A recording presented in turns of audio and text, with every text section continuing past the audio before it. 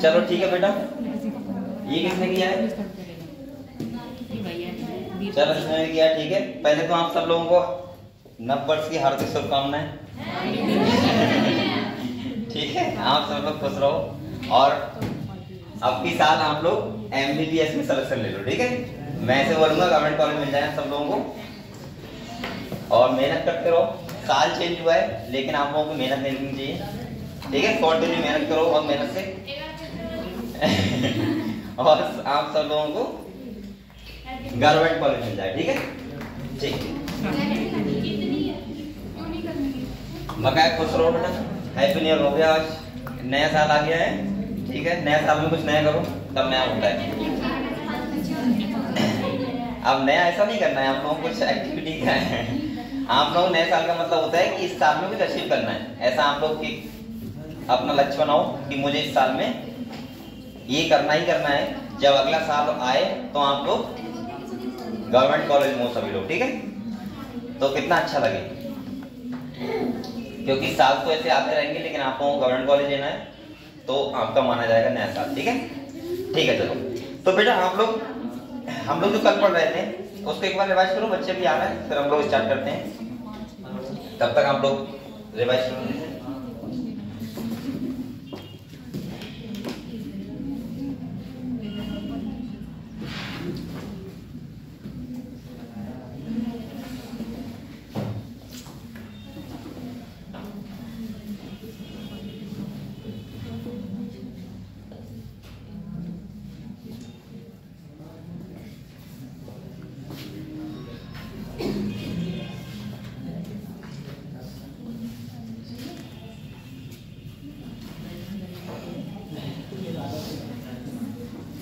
आज बच्चे कल क्यों आए?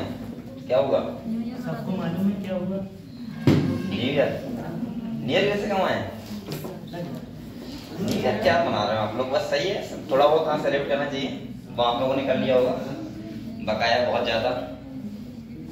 ऐसा नहीं कि सही है, दिन चेंज हुआ, वही हुआ सब कुछ। तारीख आज एक आ गई, आप 2024 नहीं लगाओगे, क्या लगाओगे? 2025 लगाओगे। 4 की जगह 5 आ गए। बस और कुछ क्या हुआ है? कल भी हम लोग पढ़ रहे थे, हमारी पढ़ रहे हैं, ठीक है। तो इसीलिए है बकाया हम लोग खुश रहो। आपने सेलिब्रेट नहीं किया? सेलिब्रेट किया, पूरी रात सेलिब्रेट किया है। अभी 4 बजे सोया हूँ सेलिब्रेट करके। हाँ भाई किया, ताली बजाई थी बस, छोटा ताली बजाई। हाँ एक साल और हो गया तुम्हारा, बर्बाद नहीं हो गया एक साल, मेरा तो एज ज्यादा हो गया।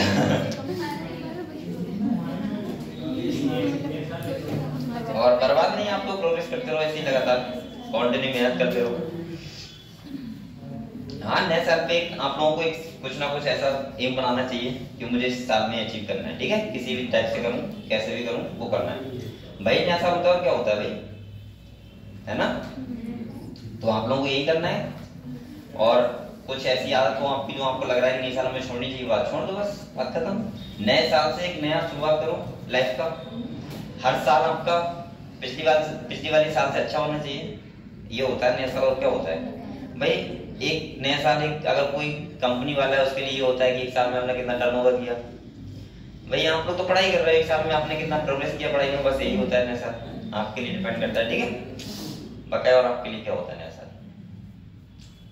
पढ़ाई करो बस मेहनत से। आप लोगों को तो रात के 12 बजे उठ के पढ़ाई करनी चाहिए थी। हाँ तो आप सब लोगों ने पढ़ाई की होगी ना? नहीं की, चलो आज आ गई, बहुत अच्छी बात है। अगर आज कल सबने बोला था कि छुट्टी के लिए, किसी ने पूछा था उन्होंने, बच्चों ने कहा था छुट्टी नहीं करना है। हाँ ठीक है, तो आप लोग बहुत अच्छे बच्चे हो। हाँ ये तो देखना चाहता हूँ मुझे, जज्बा आपके अंदर कितना है। अब आप लोग कहते हैं हाँ सर छुट्टी कर दो, तो क्या करते घर पे भाई? ठंड में लैब में सो रहे होते बस, और क्या कर रहे होते? या पढ़ाई कर रहे होते? यहाँ पे आके हमें कुछ तो पढ़ोगे आज। और बच्चे कम आएंगे मुझे लगता है, क्योंकि सब न्यू ईयर मना रहे हैं। कल हम लोगों ने बेटा क्या पढ़ा था, एक बार मैं रिवाइज करवा रहा हूँ आप लोगों को। कल हम लोगों ने पॉलिनेशन के बारे में पढ़ा था, ठीक है।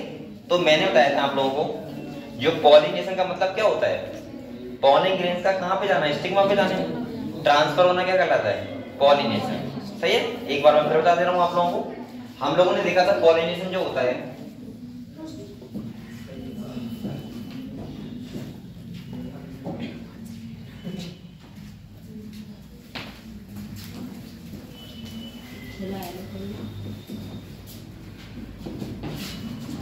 हम लोगों ने देखा पॉलिनेशन बेटा होता है कितने टाइप का होता है, 3 टाइप का बेसिकली होता है। वैसे तो 2 टाइप का होता है, एक होता है तुम्हारा क्या सेल्फ पॉलिनेशन, एक होता है क्रॉस पॉलिनेशन। ठीक है, तो मैंने आपको बताया एक होता है सेल्फ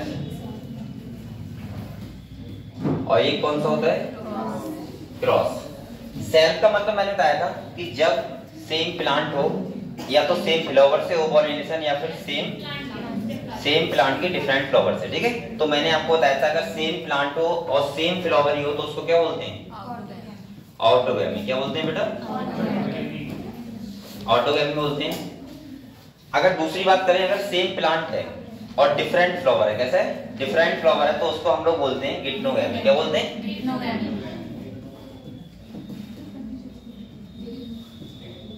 सही है। और क्रॉस वाले क्या बोलते हैं बेटा, जीनोगैमी। मतलब सिंपल सा मैंने बताया, अगर सेम प्लांट है सेम ही फ्लावर है तो बोलते हैं ऑटोगैमी, अगर सेम प्लांट है डिफरेंट फ्लावर है तो गिटनोगैमी, और अगर डिफरेंट ही प्लांट है और डिफरेंट ही फ्लावर है तो उसको बोलते हैं जीनोगैमी। ठीक है, इसके बाद हमने देखा 2 टाइप के फ्लावर होते हैं, एक होता है ओपन फ्लावर, एक होता है क्लोज फ्लावर। वहां पे आप लोगों को ध्यान रखना है कि अगर कोई फ्लावर कैसा है, क्लोज है, कैसा है, क्लोज है, तो इसका मतलब ये होता है कि वहां पे कंप्लीट ऑटोगैमी देखने को मिलती है। अगर कोई फ्लावर कैसा है, ओपन है, तो वहां पे इनकम्प्लीट ऑटोगैमी हो सकती है। इसके बाद वहां पे गिटनोगैमी भी हो सकती है, वहां पे जीनोगैमी भी हो सकती है। कल मैंने बताया था ये जो पॉलिनेशन होता है वो जो करते हैं उन्हें बोलते हैं पॉलिनेटर। क्या बोलते हैं बेटा, तो यहाँ पे हम 3 टाइप से बोल सकते हैं, या तो विंड के द्वारा होगा, दूसरा या तो वाटर के द्वारा होगा, तीसरा या तो इंसेक्ट के द्वारा होगा। ठीक है, मोस्टली इसके द्वारा होता है, इंसेक्ट के द्वारा। और अगर हम बात करें एबायोटिक में तो आपको होता है मोस्टली होता है विंड के द्वारा, और नॉर्मल जो सबसे कम होता है वो किस द्वारा होता है, वाटर के द्वारा। ठीक है, हम लोगों ने कल ये भी देखा कि अगर मान लिया हवा के द्वारा हो रहा है तो फ्लावर बहुत ज्यादा ओपन होना चाहिए। दूसरा, जो इसके पॉलिन ग्रेन्स नॉन स्टिकी होने चाहिए, स्टिकी ना हो। तीसरा मैंने कहा था बहुत लाइट वेट में होना चाहिए, और फ्लावर कलर्ड नहीं हो। सही है, मैं ये कहा ना हो लेकिन होता नहीं है बेसिकली, क्योंकि वहां पे हवा के द्वारा होता है। ठीक है, अगर किसी में इंसेक्ट के द्वारा होता है तो वहां पे फ्लावर कलर्ड होना चाहिए, पहली बात। दूसरा, नेक्टर फ्लावर के पास होना चाहिए। और तीसरा, जो उसके पॉलिन ग्रेन्स हो वो स्टिकी हो। और चौथा, मैं बोल सकता हूँ कि पॉलिन जो फ्लावर वो थोड़ा बड़ा हो, जिससे इंसेक्ट उस पे आके बैठ जाए। ठीक है, तो ये हम लोगों ने कल कुछ बातें पढ़ी थी। इसके बाद मैंने कहा था अगर पानी के द्वारा होता है, वाटर के द्वारा होता है पॉलिनेशन, तो मैंने बताया था कि वाटर के द्वारा अगर हो रहा है तो यानी कि प्लांट जो होना चाहिए वो पानी में रहना चाहिए, लेकिन अंदर उसके ऐसा ना हो कि प्लांट है तो पानी वाला, वाटर में ग्रो कर रहा है, लेकिन वो ऊपर रह रहा है तो उसमें नहीं होता। जैसे वाटर लिली का हमने वाटर हाइसिंथ देखा, वाटर लिली देखा, ये ऐसा लग रहा है कि एक्वेटिक प्लांट है, लेकिन बेसिकली इनमें पॉलिनेशन कैसे होता है, इंसेक्ट के द्वारा।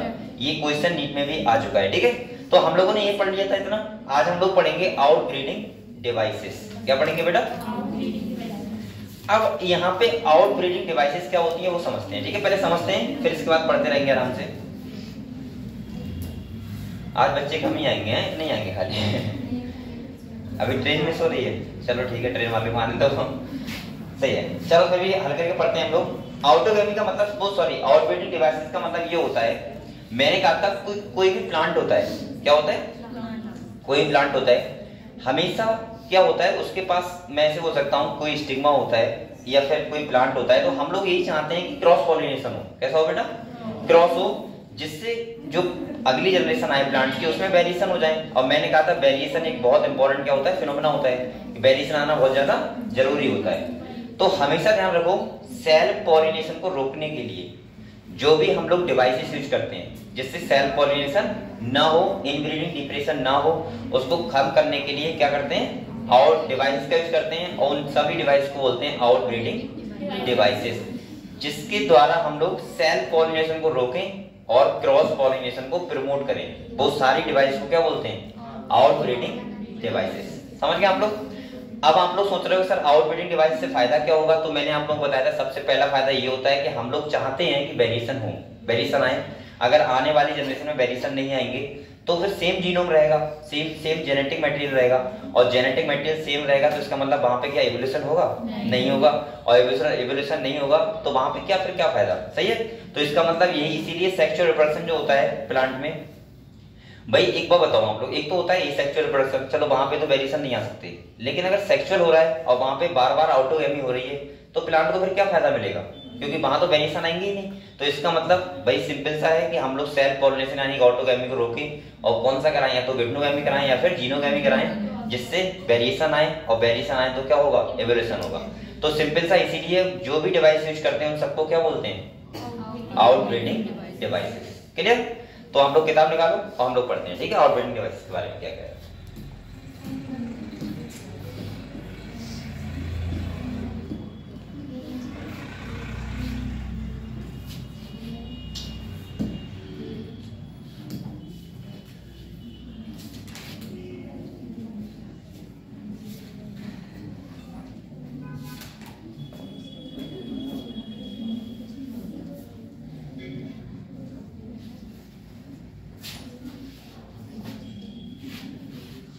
चलो आप क्या कर रहे हो बेटा? पढ़ो।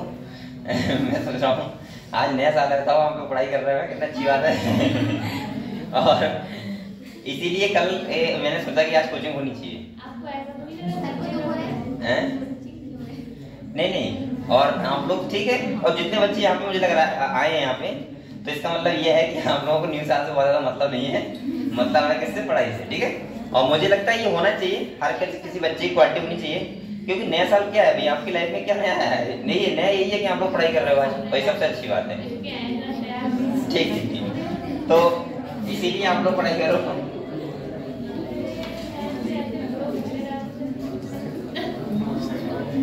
लेकिन जो बच्चे नहीं आए कल वो आएंगे, उनसे पूछूंगा जरूर कहाँ गए थे।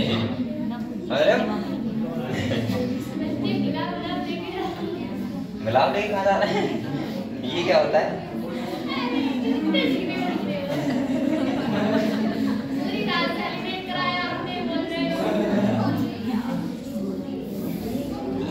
मैंने सेलिब्रेट का मतलब मेरा थोड़ा अलग था, मैं तो हमने तो ऐसा किया था बेटे, छत होती है उस पे डीजे ला कर लिया था और सही है, और वहां पे आ गए थे 5-6 टीचर, बस उसने डांस किया था, वो नहीं किया था। और आप लोगों ने क्या किया था? सो रहे थे, सही है। कहाँ क्यों नहीं खुल रहा है? क्या है ये?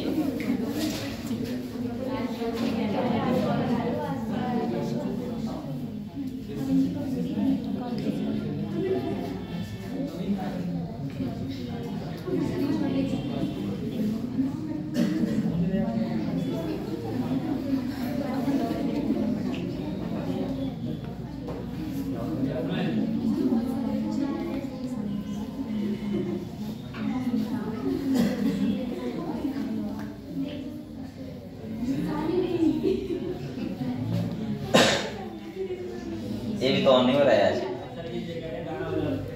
गाना बजाए, गाना आप लोग घर पे जाके सुन लेना अच्छे से, ठीक। तो बेटा आज हम लोग पढ़ेंगे आउटब्रीडिंग डिवाइसेस, ठीक है। तो मैंने सिंपल सा क्या बोला? बहुत सारे डिवाइसेस जिनका हम लोग यूज करते हैं, किसमें? सेल्फ पॉलिनेशन को रोकने में और क्रॉस पॉलिनेशन को कराने में, यानी कि प्रमोट क्या होगा? क्रॉस पॉलिनेशन, जिससे क्या जाए? वेरिएशन आए। और सेक्सुअल रिप्रोडक्शन अगर हो रहा है और वेरिएशन ना आएंगे तो क्या फायदा फिर सेक्सुअल रिप्रोडक्शन का, ठीक है। तो हम लोग बातें मत करो, यहाँ पे समझ लो, ठीक है। देखो कह रहा है majority of flowering plant produce hermaphrodite. Hermaphrodite का मतलब क्या होता है? हर्माफ्रोडाइट का मतलब क्या होता है? बाइसेक्सुअल। क्या होता है?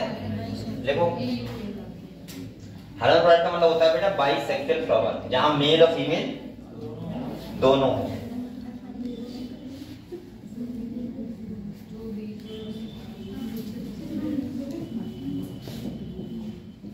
तो यहाँ लिख लो बेटा, हर्माफ्रोडाइट मैंने वैसे आपको बताया है।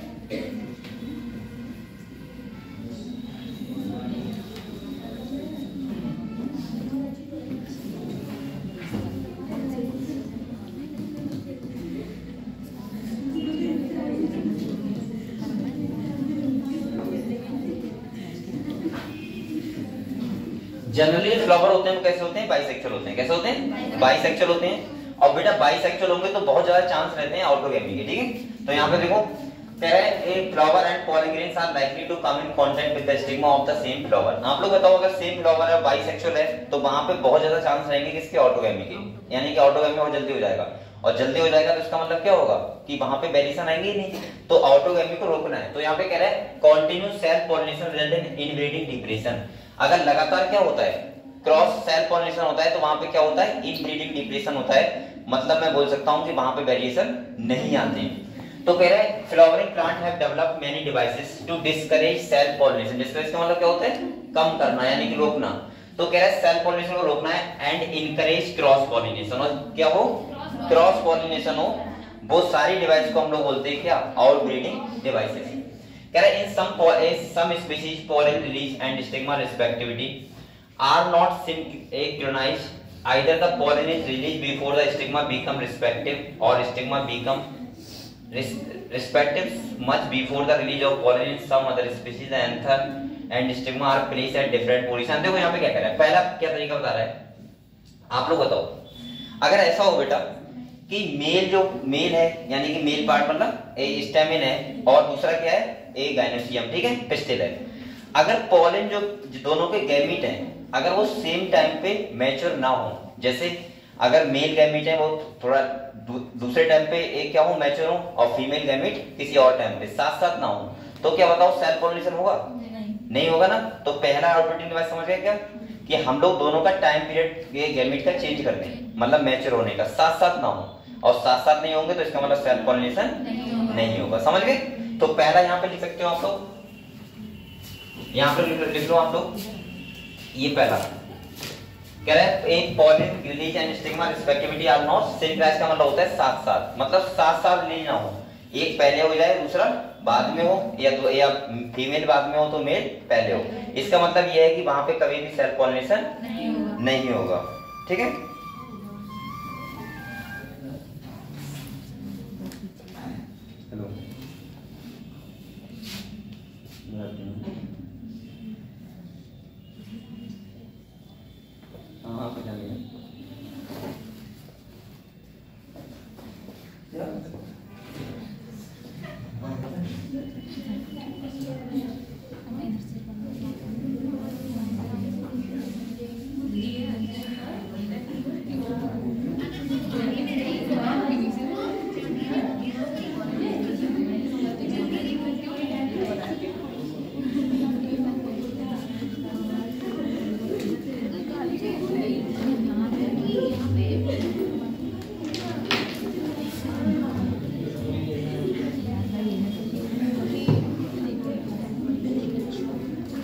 चलो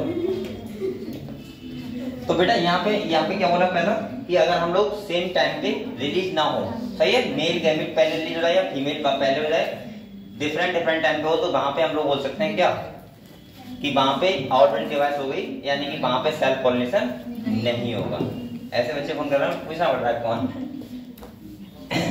चलो दूसरा, मुझे ये बहुत मिस करने के लिए, सही है।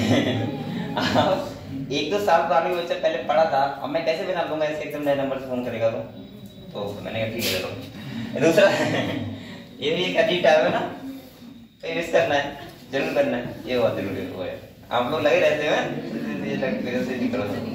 ठीक है। यहाँ पे देखो बेटा अगले कह रहे हैं either the pollen is release before the stigma become receptive और stigma become receptive but before the release of pollen.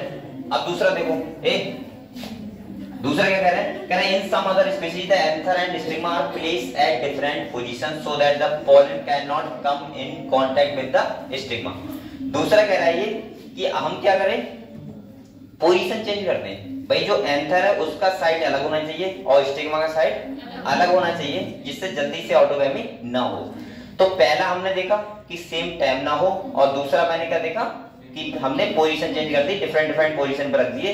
इसका मतलब यह है कि पॉलन ग्रेन्स अपने आप से रिलीज होंगे तो स्टिग्मा पे नहीं जाएंगे, और स्टिग्मा पे नहीं जाएंगे तो इसका मतलब ऑटोगैमी कम होने के चांस बढ़ जाएंगे। समझ गए, ठीक है। अगले कह रहे हैं दूसरा देखो, place at different position so that the pollen can not come in contact with the stigma of the same flower. अगले कह रहे हैं both these devices prevent autogamy. अब आप लोग एक बार बताओ मुझे, इधर देखो सब लोग, यहाँ पे कह रहा है कि ये दोनों हैं, ये इन्होंने ये क्यों नहीं बोला सेल्फ पॉलिनेशन, यहाँ पे ऑटोगैमी क्यों लिखा है? आप लोग बताओ। नहीं, यहाँ पे इसलिए लिखा है क्योंकि यहाँ पे गिटनोगैमी हो सकती है। ये डिवाइसेस खाली ऑटोगैमी रोकने के लिए हैं, ना कि गिटनोगैमी, क्योंकि बेटा गिटनोगैमी यहाँ पे हो सकती है। आप लोग बताओ। हाँ, अगर पोजीशन चेंज कर दोगे आप लोग स्टिग्मा का और किसका, स्टेमिन का और किसका, स्टिग्मा का, तो क्या होगा? यानी कि मैं बोल सकता हूँ लेकिन डिफरेंट फ्लावर तो जा सकता है ना, सेम फ्लावर पर नहीं जाएगा। तो इस क्रॉस पॉलिनेशन का मतलब यही तो होता है। तो इसका मतलब यह है कि यहाँ पे इसीलिए इसने लिखा है ऑटोगैमी, यहाँ पे स्टार मारो, ध्यान रखना। आउटब्रीडिंग डिवाइस सेल्फ पॉलिनेशन को नहीं रोकती है, किसको रोकती है? ऑटोगैमी को। ठीक है, अगले देखो कह रहा है the third device to prevent inbreeding is self incompatibility. इसका मतलब क्या पता क्या होता है?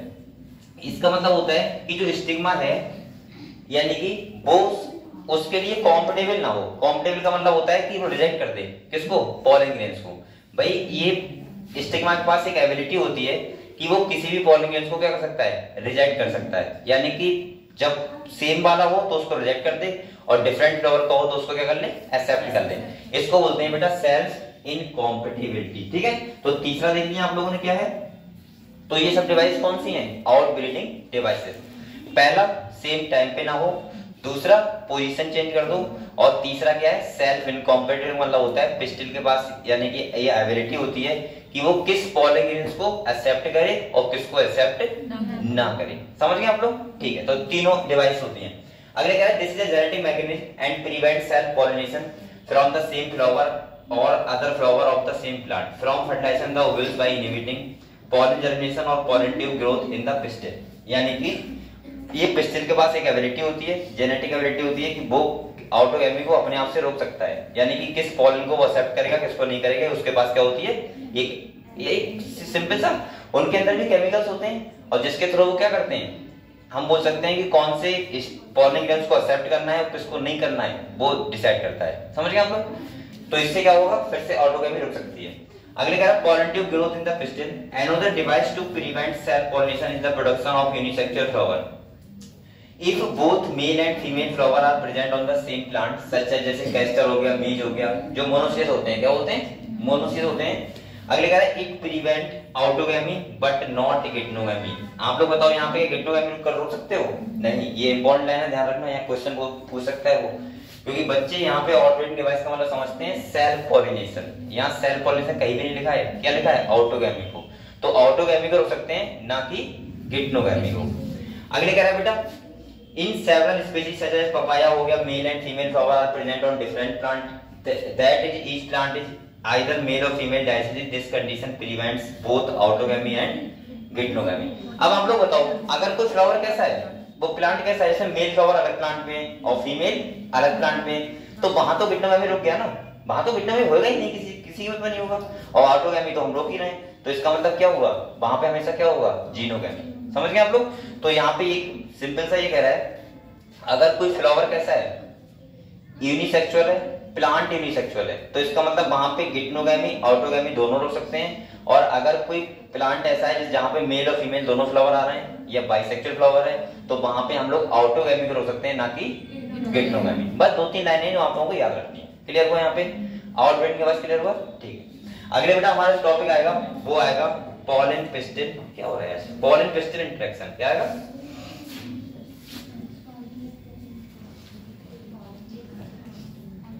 निकालो पॉलन पिस्टिल इंटरेक्शन।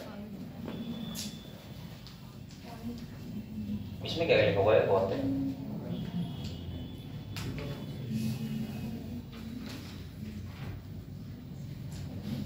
अब देखो पॉलन पिस्टिल इंटरेक्शन क्या है। आप लोग यहाँ पे एक बात बताओ मुझे, ये क्या भाई? ये कोई स्टिग्मा है, सही है, कोई स्टाइल यानी कि कोई फीमेल गायनोसियम है, गायनोसियम या हम पिस्टिल बोल सकते हैं। कोई जरूरी है वहां पे कि सही टाइप वाला पॉलन जाए? इनसाइड को पता सुनना है कि पॉलिनेशन कर रहा हूं। भाई कोई सी स्पीशीज कर सकता है किसी भी स्टिग्मा पे, सही है। भाई आप लोग बताओ, अगर कोई प्लांट है, कोई स्पीशीज है, अगर 2 स्पीशीज हैं और पास पास लगी हुई हैं, तो भाई इंसेक्ट को पता सुनना है कि मैं पॉलिनेशन कर ही रहा हूँ। उसको तो ये नॉर्मल सा, वो तो घूम रहा है खाली फ्लावर पे, वो तो अपने आप हो रहा है पॉलिनेशन, या हवा के द्वारा हो रहा है। तो कोई जरूरी सुनना है कि सही ही पॉलन ग्रेन्स जाएगा? बिल्कुल दूसरा स्पीशीज जा सकता है, दूसरे प्लांट में जा सकता है, किसी भी टाइप से जा सकता है वो तो वही होता है बेटा पॉलन पिस्टिल इंटरेक्शन का मतलब होता है कि राइट टाइप वाले को एक्सेप्ट करे और जो अदर स्पीशीज का होगा उसको क्या करे, रिजेक्ट करे। इसको हम लोग बोलते हैं पॉलन पिस्टिल इंटरेक्शन। और ये भी होता है पिस्टिल के पास एबिलिटी कि वो, अब आप लोग बताओ बेटा, भाई आम का फ्लावर है जहां प्लांट लगा हुआ है और वहीं पे लगा हुआ है नींबू का प्लांट, तो जरूरी ये तो हो सकता है ना कि आम वाले इंसेक्ट किस पे बैठे हैं, नींबू के प्लांट पे, और नींबू वाले इंसेक्ट किस पे बैठे हैं, आम वाले प्लांट पे। अब वो क्या करें, पॉलन ग्रेन्स ले आए, आम वाले वो कहाँ ले आए, नींबू वाले के पास। तो ऐसा ना होगा कि वहां पे पॉलिनेशन हो जाएगा, नहीं होगा ना। और यानी कि सिंपल सा हम बोल सकते हैं कि सही पहचान करना कि कौन सा पॉलन ग्रेन्स को एक्सेप्ट करना है और पॉलन ट्यूब जर्मिनेट करना है, उसी को बोलते हैं पॉलन पिस्टिल इंटरेक्शन। क्लियर हुआ? तो इसको समझते हैं, ठीक है, पॉलन पिस्टिल इंटरेक्शन।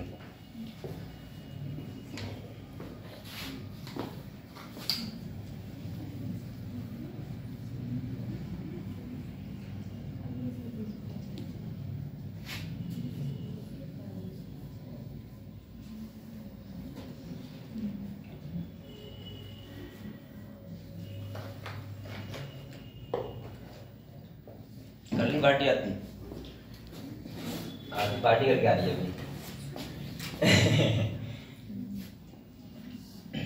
मैंने खाया नहीं, मैं ऐसे चलाया तुम लोगों के चक्कर जल्दी में।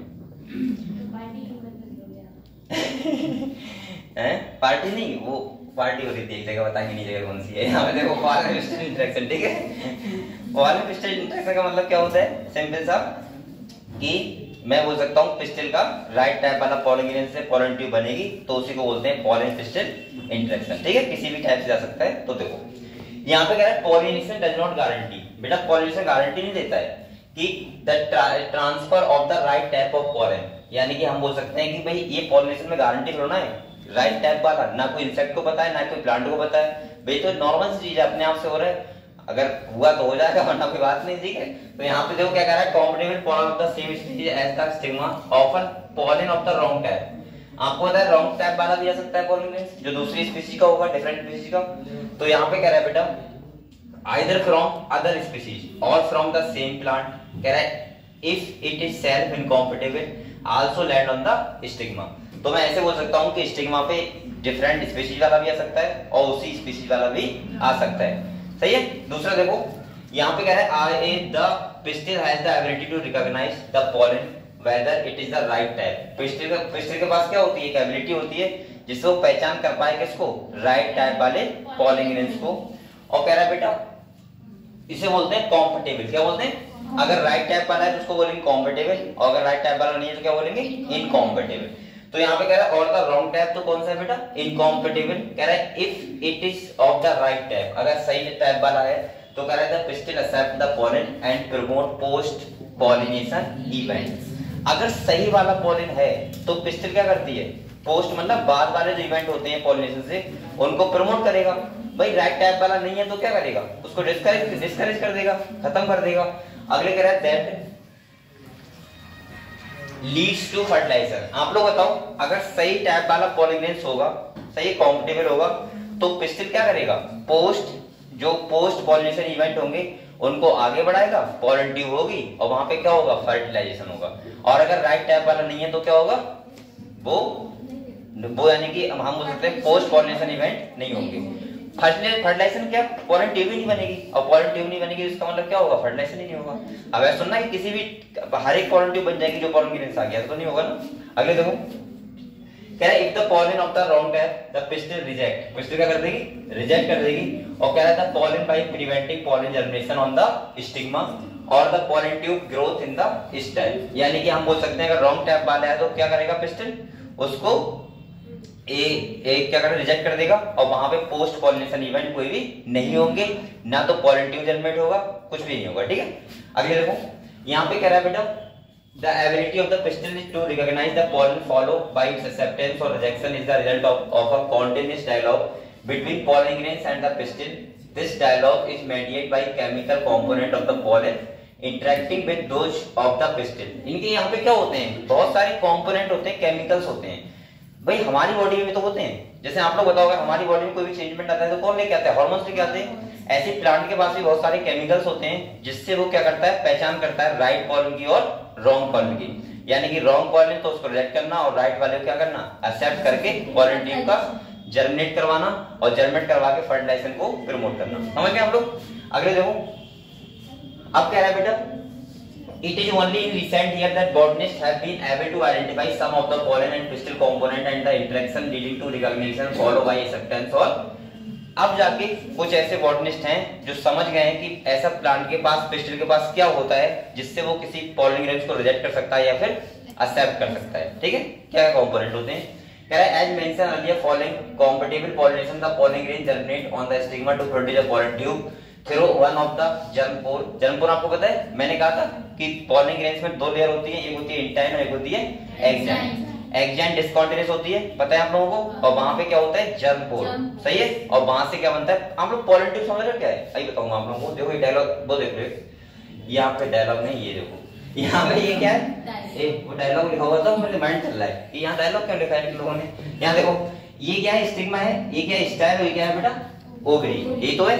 अब यहाँ पे देखो ये बहुत सारे पॉलन ग्रेन्स आए हैं, लेकिन आप लोग देखो पॉलन ट्यूब जर्मिनेट किसकी हुई है, इस वाले की, ये तो ये पॉलन ट्यूब का मतलब ये होता है सिंपल सा, देखो होता है क्या है, आप लोग समझ लो। यहाँ पे ऐसा नहीं होता प्लांट में कि डायरेक्ट एक मैं सोच सकता हूँ पॉलन ग्रेन्स अंदर आते हैं, अंदर नहीं आते। पॉलन ग्रेन्स जो होते हैं उनसे पॉलन ट्यूब बनती है, क्या बनती है, और यहाँ से देखो ये स्टिग्मा पे रहेंगे बेटा, ये पॉलन ग्रेन्स, और यहाँ से एक पॉलन ट्यूब जर्मिनेट होगा ऐसे। और पॉलन ट्यूब जर्मिनेट क्यों हो रहा है, क्योंकि इसके पास साथ जाने हैं मेल गैमेट। कौन से गैमेट जाने हैं, मेल गैमेट। और कितने जाएंगे, दो। कितने जाएंगे, यहाँ पे ऐसे करके, और यहाँ पे मेल पॉलन ट्यूब आ गई। अब यहाँ पे मेल गैमेट होंगे, आपको पता होगा ये सेल बताओ कौन से, सिनर्जिड, ध्यान है आप लोगों को। ये वाला कौन सा है, एक्स सेल, ये पोलर न्यूक्लियाई, और ये है एंटीपोडल सेल। पता है आपको, ये कंडीशन होती है कौन सी, 7 सेल 8 न्यूक्लिएट कंडीशन, पता है आप लोगों को। और मैंने कहा था प्लांट के पास होता है डबल फर्टिलाइजेशन, एक बार होगा पोलर न्यूक्लियाई से और एक होगा एक्स सेल से। यहाँ से जो होता है उससे बनता है एम्ब्रियो, और बेटा यहाँ से होता है उससे क्या बनता है, एंडोस्पर्म। क्या बनता है, समझ गए आप लोग। तो मैं ऐसे बोल सकता हूँ कि पॉलन ट्यूब बनके और वहां से दो मेल गया। अच्छा एक बात और मैंने बताया था आप लोगों को, 60% जो एंजियोस्पर्म होते हैं उनमें होता है कौन सा, 2 सेल स्टेज होती है पॉलन ग्रेन्स की, और 40% में कितनी होती है, 3 सेल। अगर 2 सेल है तो उसमें कौन कौन सेल होंगे बताओ, एक होगा वेजिटेटिव सेल और एक होगा जनरेटिव सेल। और जनरेटिव सेल अगले जाके क्या करेगा, यहाँ माइटोसिस करेगा और 2 मेल गैमेट बन जाएंगे। क्लियर हुआ इतना, इतना क्लियर सब बच्चों को बताओ, ठीक है।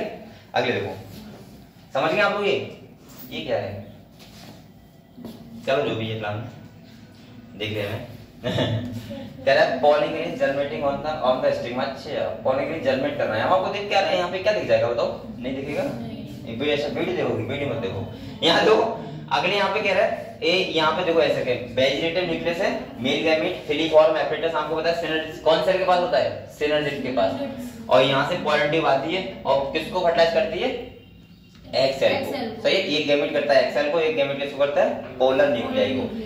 इसीलिए प्लांट का यूनिक फीचर होता है डबल फर्टिलाइजेशन। कैसा यूनिक फीचर होता है, यूनिक फीचर, जिसमें 2 बार फर्टिलाइजेशन होता है। वो कब, 3n तो है ये वाली, हाँ पोलर न्यूक्लियस होता है तो NN ये हो गए, और ये क्या गैमेट के साथ आया, तो वहां पे कैसा होगा, ट्रिपल फ्यूजन बोलते हैं इसको, क्या बोलते हैं। इसीलिए आपको पता होना चाहिए जो एंडोस्पर्म होता है वो कैसा होता है, ट्रिप्लॉइड। कैसा होता है, ये तो कंडीशन बताऊंगी, ठीक है। आप लोगों को एक बार अगर चाहो तो पीछे देख लो, मैंने ओवरी का डायग्राम जो बनाया था वहां पे सब कुछ लिखवाया था, कहाँ पे एंटीपोडल सेल है, कहाँ पे पोलर न्यूक्लियाई है। मैंने बताया था आप लोगों को वहां पे क्या होता है, मोनोस्पोरिक डेवलपमेंट होता है, यानी कि मैंने कहा था 4 क्या बनते हैं, मेगा स्पोर, पता है आपको। 3 क्या हो जाते हैं, डीजनरेट। एक क्या होता है, फंक्शनल होता है, और अगले डिवाइड करता है, और आप लोग पता है फिर बनते हैं 8 सेल। 3 बार होता है फ्री न्यूक्लियर डिवीजन, सब बातें पता है आप लोगों को। 3 होते हैं एंटीपोडल सेल, 2 होते हैं सिनर्जिड। अच्छा ये बताओ मुझे, जो एंटीपोडल सेल होते हैं वो कौन से एंड पे होते हैं, चला जा एंड, ठीक है। दूसरा एंड कौन सा होता है, माइक्रोपाइलर एंड। ये बहुत इंपॉर्टेंट है, यहाँ से क्वेश्चन हमेशा नीट में आते हैं, ठीक है। ये सब बातें अगर आपको बताया तो नीट में आप क्वेश्चन बड़े आराम से कर सकते हो, लेकिन आप भूलना मत बस। अगले देखो, कहाँ पे देखो, नील थे। अगले देखो, यहाँ कहाँ थे बेटा, इधर ही थे ना, सही है। तो यहाँ पे क्या है, pollen tube growth through the tissue of the stigma and style and reach तक कहाँ पहुंचती है बेटा, ओवरी, कहां पहुंचेगी? ओवरी के पास पहुंचेगी। और कह रहा है you would recall that in some plant pollen grains are set. मैंने कहा था कुछ के पास कितने सेल स्टेज होता है बेटा? 2 सेल। और कुछ के पास कितने सेल स्टेज होता है? 3 सेल। 2 सेल होगा तो जनरेटिव सेल जो आगे जाके क्या करेगा? माइटोसिस। क्या करेगा? और बनाएगा कितने? 2 मेल गैमेट। तो देखो यहाँ पे कह रहा है 2 सेल कंडीशन है, तो कह रहा है आप वेजिटेटिव सेल, और ये कौन सा होगा? ये जो 2 सेल है किसके पास होते हैं? पॉलिन ग्रेन्स के पास। किसके पास होते हैं? Pollen grains. ये सब बातें क्लियर होनी? ठीक है। अगले कह रहा है in such plant the generative cell, यहां देखो बेटा, कह रहा है such plant the generative cell divide and form 2 male gamete during the growth of pollen tube in the stigma. जब पॉलन ट्यूब ग्रोथ कर रही होगी उस टाइम पे अगर 2 सेल स्टेज पॉलिन ग्रेन्स है तो अगले जाके जनरेटिव सेल क्या करेगी? माइटोसिस करेगी और बनाएगी 2 मेल गैमेट। कब? 2 सेल स्टेज होगी तब। समझ गए आप लोग? ठीक है। अगले कह रहे हैं in plant which sets pollen in the 3 cell condition, तो pollen tube and carry the 2 male gamete from the beginning. Pollen tube after reaching the ovary enter the ovule through the micropyle. आपको पता है micropyle होता है जो ovary के पास, वहां से क्या करता है? एंट्री करता है। और कह रहा है enter then enter one of the synergid. अब यहाँ पे एक बात और सुन लो, यहाँ लिखा है 1, इसको अंडरलाइन करो। सिनर्जिड सेल 2 होते हैं, किसी एक से क्या करती है? एंट्री करती है। समझ गए? क्योंकि उसके पास क्या होता है? Filiform apparatus. ठीक है। अगले ये सब क्लियर हो रहा है? गलत तुमने ओवरी पढ़ा है ना, वहां सब मैंने कहा था सिनर्जिड के पास क्या होता है? फिलीफॉर्म एपरेटस होता है जो क्या करता है? अलाउ करता है पॉलन ट्यूब को, सही है, गाइड करता है। दूसरा मैंने कहा था माइक्रोपाइल होता है एक फोर्स होता है जहां से मैंने कहा था O2 CO2 क्या होती है? एक्सचेंज होती है। और दूसरा वहीं से क्या करता है? पॉलन ट्यूब एंटर करता है। क्लियर? ठीक है। अगले देखो बेटा, कह रहा है all these event from pollen deposition on the stigma until pollen tube enter the ovule are together referred to as pollen pistil interaction। इसी को तो बोलते हैं भाई pollen grain से अगर क्या बन जाए? pollen tube बन जाए, उसी को बोलते हैं pollen pistil interaction। ठीक है। अगले देखो, कह रहा है as pointed out earlier pollen pistil interaction is a dynamic process। कैसे होती है बेटा? डायनामिक का मतलब क्या होता है? अबे गदो फिक्स नहीं पढ़ रहे। डायनामिक का मतलब क्या होता है? डायनामिक पोजीशन में पढ़ते हैं? अरे जो गतिशील होती हैं उनको बोलते हैं डायनामिक। गदो जो गतिशील होते हैं, चल मतलब हाँ, जैसे यहाँ पे क्या बन रहा है? पॉलन ट्यूब बन रहा है ना, तो आ रहा है ना इसके बनते हुए, तो इसका मतलब ये कैसी प्रोसेस है? डायनामिक। अगले देखो इतनी बात नहीं पता। Involving pollen recognition follow by a promotion और इनहिबिशन ऑफ द पॉलन। कह रहा है बेटा कोई भी the knowledge gained in this area would help the plant breeder and manipulate pollen pistil interaction even in incompatible pollination to get desired hybrid। अच्छा आप लोग एक बात बताओ मुझे, हाँ आ जाओ, डेट कैसे करते हो? ट्रेन बहुत आपका क्लास 1:30 बजे से करवाते हैं, बताओ 31 से 2 बजे सही था, खाली का 2 बजे सही था। तो बेटा ये वहां जाके कहा किसने था कि 1 बजे से क्लास करो सर? पता नहीं किसने, सब डिस्टरबेंस हो गया सर। क्योंकि ये उन लोगों ने किया है, ये आप लोगों ने करवाया है। सर ने मुझसे यही बोला था, मैंने सर को जब कॉल, क्योंकि आप लोग गए थे ना शायद, कौन गया था बताओ? यहाँ बोल रहे थे गांव के बच्चे हैं उनको लेट हो जाता है। तो अगर लेट जा रहा है तो आप लोग फिर दुखी क्यों हो रहे हो? फिर सही है तो आप लोग ने करवाया। और दूसरा अगर आप लोग चाहो तो 31 से करवा दूंगा, अगर आप लोग को लेट हो रहे हो तो लेट मत हो क्लास में, ठीक है? अरे किसी ने बोला होगा क्या करना। लेकिन दूसरी बात सुनो, किसी ने भी बोला तो फिर ऐसे किसी ने नहीं चला, बैठ जाओगे, वो अपने आप क्यों करेंगे भाई? जब हम लोगों को कोई दिक्कत नहीं है, उनको भी कोई दिक्कत नहीं, तो नो दिक्कत है ना टाइम से। तो अब आप लोग लेट हो रहे हैं तो फिर दिक्कत है ना, फिर हमें दिक्कत है। तो इसीलिए आप लोग लेट मत हो, सही है? 1 बजे सुबह या किसी बजे सुबह। 1:30 बजे। तुम लोगों की ट्रेन कितने बजे आती है? यहाँ पे कितने बजे आती है? 1 बजे आती है यहाँ पे। तो ऐसे तो डेली लेट होगी मुझे लग रहा है, क्योंकि एग्जैक्ट अगर ट्रेन 1 बजे आती है तो हमेशा वो लेट ही होगी, ये बात क्लियर है। ट्रेन से आने फिर उधर से आने में टाइम लगता है, फिर तुम वहां से यहाँ तक आते हो तब भी टाइम लगता है। तो फिर तुम लोगों ने, ट्रेन वाले बच्चों ने, पता नहीं किसने मुझे मेरे सामने करवाया था, वहां पे बच्चे गए थे, मैं पहचान नहीं रहा हूँ अभी। इतना मैं ध्यान नहीं रखता हूँ, मैं भूल गया था। मैं वही बातें ध्यान रखता हूँ जो मुझे मेरे काम की होती है, मैं क्या भूल जाता हूँ। इसे सुनो तो मेरे सामने बच्चे गए थे, मुझे खूब पता है, लेकिन मैं ध्यान नहीं कर पा रहा हूँ कौन बच्चे, सगा देख रहा हूँ। चलो कोई बात नहीं है, ठीक है। लेकिन अगर आप लोग चाहो तो अगर लेट हो तो अब आप लोग चले जाना ट्रेन वाले, कहना सर 1:30 में टाइम कर दो, बस बात खत्म, ठीक है। लेकिन 2 का मत करवाना, अब 1:30 का ही रहने दो। मुझे पता है कुछ बच्चे बहुत दूर से आते हैं तो वो उन्हें रात हो जाती है, और ये 1 महीने की प्रॉब्लम खाली जनवरी तक की, फरवरी में फिर से वही टाइम वही सही रहेगा 2 से 5, ठीक है। तो अभी आप लोग देख सकते हो, अगर आप लोग चाहो तो 1:30 का करवा लेना, ठीक है। लेकिन लेट मत दो क्लास में, क्योंकि आप लोगों का लॉस हो, इतनी दूर से आ रहे हो और यहाँ पे आके आपको पढ़ने को ना मिले, और वो भी अगर आप लोग 3 घंटे पढ़ने आते हो उसमें एक घंटा अगर आपको उधर ही निकल जाए तो क्या फायदा है ना। ये जरूरी है, सही है। और इसीलिए ये आप लोग, अब जैसे ये बच्चे कहाँ से आते हो तुम, गोल्डन रोड है कहाँ पे, बहुत दूर है यहाँ से 40 किलोमीटर, 40 किलोमीटर से आना और फिर 3 घंटा पढ़ना यहाँ पे, अपने आप में एक बहुत अच्छी बात है, सही है। बहुत बच्चे तो यहीं से आते हैं, पास से ही ऊपर लेट जाते हैं, ठीक है, पीछे से आते हैं लोग तो हैं, और 40 किलोमीटर आते समझो। सुबह से आने में मुझे लग रहा है कम से कम कितने घंटे लगते हैं, 1-2 घंटे लग जाता होगा, 1 घंटा 1.5 घंटा आने लगता है समझो, और 1.5 घंटा फिर जाने में लगेगा, 3 घंटा तो यही हो गया, फिर तैयार होने में, फिर स्टेशन तक आने में, ये बहुत अरे भाई ये भी तो एक अपना तो सोचो एक, और उसका फिर अगर लॉस हो जाए तो प्रॉब्लम है, ठीक है। इसलिए मैं ये कह रहा हूँ कि आप जाके वहां बात कर लेना, ठीक है, उनसे कहना सर 31 कर दो, ठीक है, कर देंगे आपसे। अगले देखो, या फिर मैं भी कर दूंगा अभी जाके, ठीक है। अगले देखो, नहीं किसी बच्चे को लॉस वैसे नहीं लगता है। अगले देखो यहाँ पे क्या कह रहा है बेटा, अगर हम आप लोगों को देखना है कि पोलन ट्यूब कैसे जनरेट होती है, क्या देखना है बेटा, पोलन ट्यूब जनरेट कैसे होती है। तो सिंपल सा क्या करो, पोलन लो और उनको शुगर सॉल्यूशन में डाल दो, सही है।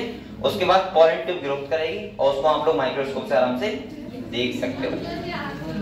ऐसे तो ना तुम घर में चीनी लेके घर पे वे कर लेंगे, देखो कह रहा है easily study pollen germination by testing some pollen from flowers such as, जैसे पी हो गया, चिक पी हो गया, सही है, क्रोटेरेरिया हो गया, वारासम, और क्या लिखा है, बिनका on a glass slide containing a drop of sugar solution, कह रहा है कितना होना चाहिए, 10%, कितना होना चाहिए 10%, और कह रहा है आफ्टर अबाउट 15 से 30 मिनट में observe the slide under the low power lens of microscope you are likely to see pollen tube coming out of the pollen grove. Pollen यानी कि ग्रेन, आप लोग पोलन ग्रेन से अगर पोलन ट्यूब जनरेट कैसे होती है वो देखना है। उसमें क्या देखना है भाई, उसमें क्या इंपॉर्टेंट प्रोसेस है ऐसी, तो अगर देखना भी है तो आप क्या करो, छोटा सा माइक्रोस्कोप हो गई अगर आपके पास तो अब वही नहीं इसके पास, इसीलिए मैं बोल रहा हूँ। इसके बाद सुनो, आपको करना है शुगर सॉल्यूशन लेना है और उसमें पोलन ग्रेन को डाल दो और आप देखोगे 30 मिनट में वहां पे पोलन ट्यूब जनरेट हो जाएगी और आप लोग आराम से देख सकते हो। क्या देखोगे इसमें, कोई बात नहीं, मत देखना, इधर देखो। अगले क्या है, आप, अरे मुझे मतलब है आप लोगों से गधो, आप लोग साइंटिस्ट नहीं बनना है, आप लोग क्या बनना है, डॉक्टर बनना है, तो आप लोग कैसे भी करके नीट निकाल दो बस। और मैं आपसे बार बार कह रहा हूँ कि आप लोग, अब आप लोगों को मतलब है खाली कि 180 क्वेश्चन मेरे नीट में जाके सही हो जाएं पेपर में, वो कैसे हो जाएं, आपने वहां लड़ाई नहीं करनी है, सही है ना, कोई ऐसा है कि वहां पे कुछ ऐसा है कि आपको फाइट करनी है, आप लोग खाली 180 क्वेश्चन से डील करना है बस। आगे आप लोग तुक्का मार के आओ, चाहे पूजा पाठ से लेके आओ, चाहे किसी से लेके आओ, मुझे नहीं पता, 180 क्वेश्चन में 150 प्लस क्वेश्चन सही करके आने हैं आपको। बस आपसे कोई नहीं पूछेगा भी आपने कैसे पढ़ाई की, और अगर सिलेक्शन नहीं हो रहा है आप कितनी पढ़ाई कर लो, पूरी दिन रात कर लो, लेकिन आपको प्रॉब्लम हर कोई पूछेगा, पापा भी आपसे पूछेंगे, टीचर भी पूछेंगे कि आपका सिलेक्शन क्यों नहीं हो रहा है। और अगर आप लोगों का सिलेक्शन हो जाए, चाहे आपने कैसे भी पढ़ाई की, तुक्का मारा, कुछ भी किया, क्वेश्चन आपको करने हैं बस। इसीलिए मैं कहता हूँ कि आप लोगों को कोई ऐसा नहीं है, ये कभी मैं नहीं कहता कि आप लोग कोई एक मेथड अपनाओ कि अगर जैसे फिजिक्स का क्वेश्चन है कोई, अगर आपको अपने तरीके से करना आ रहा है तो उस तरीके से करो भाई, आपको तो खाली क्वेश्चन करना है बस, हमारा आंसर आ जाए, बात खत्म। वहां पे ये भी नहीं कि लिखना है हमें बहुत अच्छे से राइटिंग में, भाई आपका तो क्वेश्चन होना चाहिए ना, और वो हो जाए कैसे भी हो जाए, चाहे आपका दिमाग लगा के हो जाए, चाहे प्लस माइनस करके हो जाए, आपको 4 नंबर मिल जाए बस एक और क्वेश्चन से, चाहे आप लोग उसका अंदाजा लगा लो कि कैसे, बहुत लोग होते नहीं अंदाजा लगा लेते हैं यहाँ पे बहुत नमूने बैठे हुए अंदाजा लगाते हैं, इसका सी वाला सी लग रहा है क्योंकि पहले वाले का बी था तो इसका सी हो सकता है, या ऐसे कुछ होते हैं, ये कहते हैं कि पहले का भी बी, दूसरे का भी बी, अगर तीसरे का भी बी होगा तो सोचेंगे यार लगातार बी कैसे हो जाएगा, ठीक, गलत तो नहीं है, ये सब आप लोग एक्स्ट्रा माइंड में चलाया करो, ठीक है, अगर बी है तो है, सही है। हाँ तो वही बात है, ये बहुत बच्चे डिजाइन बनाते हैं, ABC CBA ABC CBA करते रहते हैं वहां पर, ठीक है, तो ये सब नहीं करना है आप लोगों को, बेसिकली आपको क्वेश्चन सॉल्व करना है। और ये बहुत बच्चे गलती करते हैं, मैं आपको कुछ गलतियां बता रहा हूँ जो आप लोग टेस्ट में भी करते हो, इसलिए आपके नंबर कमाते हैं। सबसे पहले गलती आप लोग ये करते हो, हमेशा ध्यान रखो बच्चे क्वेश्चन आधा पढ़ते हैं, जल्दी से उसका ऑप्शन देखने लगते हैं, कौन सा जाना पहचान लग रहा है। ये नहीं करना है आप लोगों को। हमेशा ध्यान रखो, पहले क्वेश्चन पढ़ो, सही है। और मैं तो बोलूंगा अगर आप पढ़ने में बहुत जल्दी फास्ट पढ़ते हो, 2 बार पढ़ो, समझते चीजें को। तो 2 बार पढ़ लिया आपने क्वेश्चन, ऑप्शन मत देखो, पहले उसका आंसर सोचो अपने माइंड में, इसका आंसर क्या हो सकता है, ठीक है। फिर वो जो आपका माइंड में आंसर आ रहा है उसको देखो ऑप्शन में है नहीं है, अगर वो ऑप्शन में तुरंत क्लिक करो। ऐसा नहीं करना है फिर भी सोचना है कि कौन सा गलत होगा कौन सा, फिर करो डायरेक्ट, क्योंकि आप लोग इतना टाइम नहीं है कि आप लोग फिर भी सोचो कि यार ये हो सकता है, ये हो सकता है। सबसे पहला तरीका होता है कि आप लोग क्वेश्चन पढ़ के आंसर को सोचा करो कि इसका आंसर क्या हो सकता है। बायोलॉजी बात कर रहा हूँ, फिजिक्स में सोचने लगना क्या हो सकता है, फिजिक्स में तो सॉल्व करना होगा, समझ रहे हो। तो बायोलॉजी बात कर रहा हूँ, आपने सोचा कि इसका आंसर ये है, और जो बेटा माइंड में आता है वो बिल्कुल सही होता है 100%, और उसको अगर है तो डायरेक्ट क्लिक करो, ठीक है। हम लोग क्या करते हैं बेसिकली, आप लोग क्या करते हो कि क्वेश्चन देखा, फिर ऑप्शन को मैचिंग करते हो कि कौन सा ऑप्शन मतलब सही लग रहा है, लगने से नहीं होता है, सही है कौन सा वो देखो और डायरेक्ट उसको करो। आप लगने लगने में बहुत नेगेटिव मार्क में पहुंच जाते हो, नेगेटिव बहुत पहुंच जाते हो। दूसरा एक और तरीका बताऊं, यहाँ कभी तुक्का मत मारा करो नीट में, जहां पे हमेशा ध्यान रखो जहां नेगेटिव मार्किंग होती है वहां तुक्का नहीं होता है। आप लोगों को लगता है कि मैं 10 क्वेश्चन तुक्का मारूंगा 8 सीट रहेंगे, आप भगवान थोड़ा ना हो 8 सी कर दोगे भाई, नीट वाले पागल थोड़ा ना है, नेगेटिव मार्किंग तो रखते हैं, इसी कर सकते हैं। अगर आपको नहीं पता है तो बिल्कुल मत करो, चाहे आपसे 1 क्वेश्चन हो या 10 क्वेश्चन हो, क्योंकि बहुत बच्चे को मैंने अभी देखा था यहाँ पे क्वेश्चन बायोलॉजी बहुत अच्छे सही थे, लेकिन उन्होंने नेगेटिव में चले जाते हैं उनके कि नंबर फिर क्वेश्चन मिल जाते हैं। जैसे यहाँ पे बहुत बच्चों के मुझे लग रहा है 78 तक मिल रहा है, एक दो बच्चे के सही है यहाँ पे क्वेश्चन बायोलॉजी में 78, मतलब 80 क्वेश्चन करना सही अपने आप में बहुत बड़ी बात होती है, सही है। और 80 क्वेश्चन अगर आपके सही है, लेकिन 8 जो बच्चे 320 नंबर आपके बैठने बायोलॉजी में खाली, और उसमें देखा कि गधों के कि 50 नंबर कर गए नेगेटिव में, ये नहीं करना है, सही है। आप लोग ध्यान रखना है हमेशा कि नेगेटिव मार्किंग मतलब जो नहीं पता है वो मत करो बिल्कुल। ये मत सोचो कि हम तुक्का लगा देंगे या हम प्रसाद बोल के आए किसी का उससे काम चल जाएगा, सही है, उससे काम नहीं चलेगा, समझ रहे हो। अगर ऐसा होता तो आप लोग बता दें बहुत लोग, सही है। आप दूसरी बात सुनो, तीसरी बात सुनो, आप लोग हमेशा एक टाइम जोन में टेस्ट दिया करो अभी से। ऐसा मत करो कि आप लोगों को बायोलॉजी करने बैठे 3 घंटे बायोलॉजी करनी है, तब तक देखा अरे ये आधा घंटा बचा है, अब तो फिर बच्चे को सोचता है करूंगा फिजिक्स भी, सही है। फिर वो गलत सलत ना तो कुछ सॉल्यूशन पढ़ता है, ना उसमें क्या लिखा है ना वो पढ़ता है, ना कुछ का सॉल्यूशन बस सॉल्व करता है क्वेश्चन, फिर तुक्का लगाता है कि कम से कम 45 में फिजिक्स में 20 तो मार ही दूं, देखा जाएगा इतने से होंगे। ये देखा देखा नहीं जाएगा, आपको एक्यूरेट करना है बिल्कुल।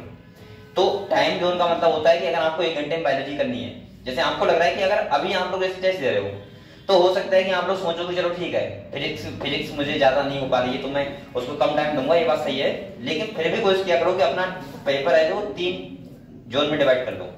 1 घंटे बायोलॉजी करनी है आपको 90 क्वेश्चन, और 1 घंटे में 45 क्वेश्चन केमिस्ट्री करने हैं, 1 घंटे में 45 क्वेश्चन फिजिक्स के करने हैं। और ये आदत अभी से डालो, क्योंकि नीट में ऐसा नहीं है कि आप नीट देने जाओगे तो वहां पर कुछ और हो जाओगे, यही जैसे अभी दे रहे हो टेस्ट ऐसे नीट दोगे पेपर दोगे।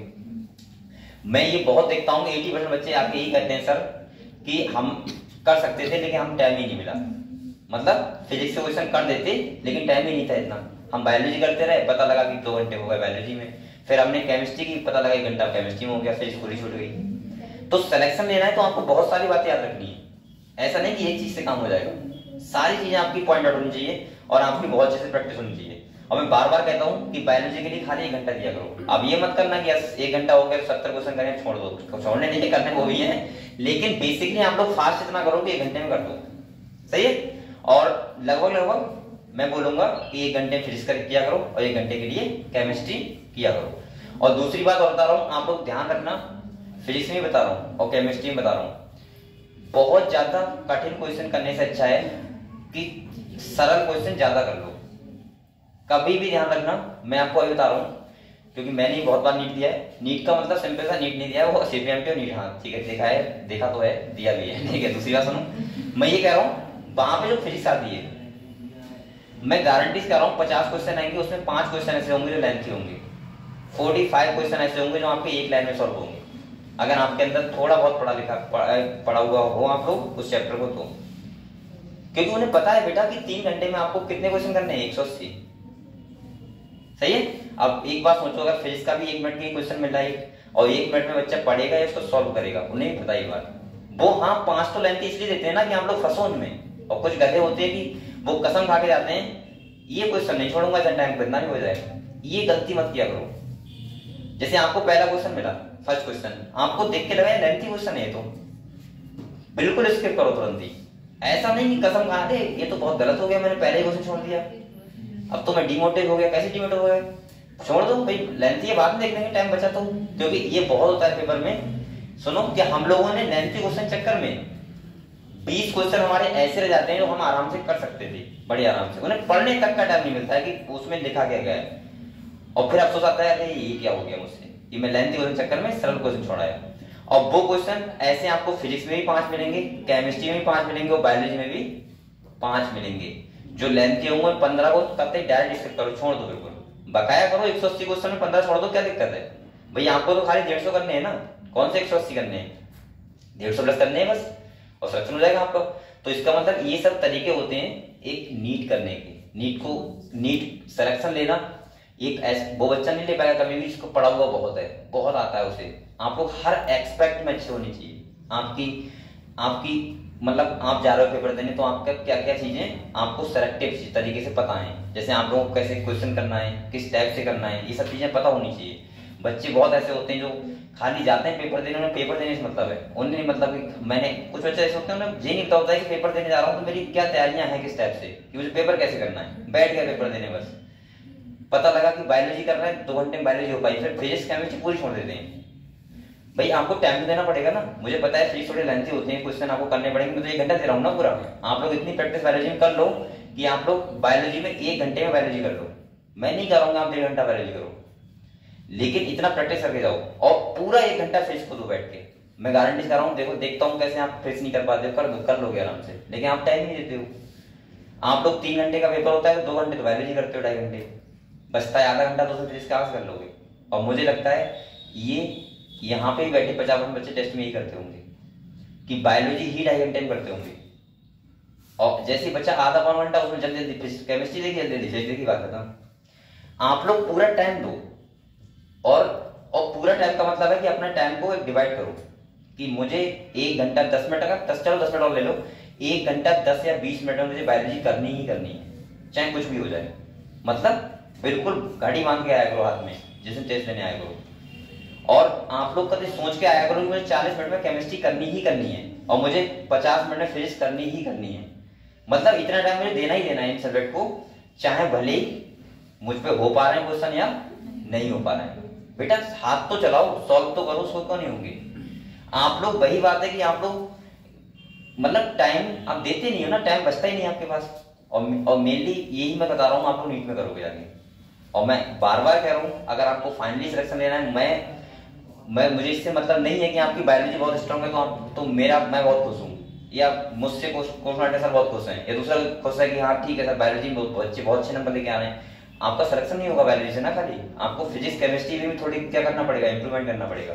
अगर फाइनली मैं सिलेक्शन की बात नहीं कर रहा हूँ, अच्छे नंबर लाने की बात कर रहा हूँ। अगर आप अच्छे नंबर लाना चाह रहे हो तो आपको फिजिक्स केमिस्ट्री में भी क्वेश्चन मेहनत करनी होगी, और वहां भी आपको अपने आप को दिखाना होगा कि मैं 45 में से 25 क्वेश्चन कर पा रहा हूँ।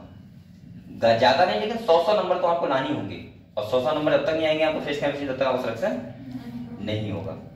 तो मेरा मतलब है कि आप लोग सिलेक्शन लेना है आपको, तो तीनों सब्जेक्ट आपको इक्वल रखने पड़ेंगे। हाँ ये बात सही है कि बायोलॉजी में आपको ज्यादा मेहनत करनी है, वहां पे एक भी क्वेश्चन गलत ना हो बायोलॉजी में। क्योंकि अगर आप, ये बात मैं मानता हूँ कि बच्चा भाई बायोलॉजी को ज्यादा इंटरेस्ट तो बायोलॉजी में आएगा ही आएगा। दूसरा क्या है कि बायोलॉजी, अब आपको पता है ना बायोलॉजी का क्वेश्चन हो जाए फिजिक्स का होगा, एक क्वेश्चन देगा 4 ही नंबर, तो क्यों ना हम बायोलॉजी में 90 में 90 करते हैं भाई, ये 90 में 85 करते हैं, और जितने ज्यादा बायोलॉजी पढ़ाते हैं उतने ज्यादा फिजिक्स में कम करने पड़ेंगे। भाई आपको तो 160 क्वेश्चन करने हैं, आपको क्या मतलब, चाहे मैं बायोलॉजी में करूँ, फिजिक्स में करूँ, केमिस्ट्री में करूँ। अब आप बायोलॉजी में 70 क्वेश्चन कर पा रहे हो, तो ऐसा तो है नहीं कि आप फिजिक्स में 45 मार दोगे। तो इसीलिए मैं कह रहा हूँ कि हाँ ऐसा हो सकता है कि आप लोग बायोलॉजी पूरे कर सकते हो, लेकिन साथ में फिजिक्स केमिस्ट्री में भी उतनी मेहनत करनी होगी। और वो मेहनत करने के लिए मैं सही बता रहा हूँ, आप लोग मेनली बता रहा हूँ, मैं जो मैं करता था वही आप लोग कर रहे हो। दूसरा क्या, मैं सही बता रहा हूँ आप लोगों को, आप लोग टाइम नहीं देते हो।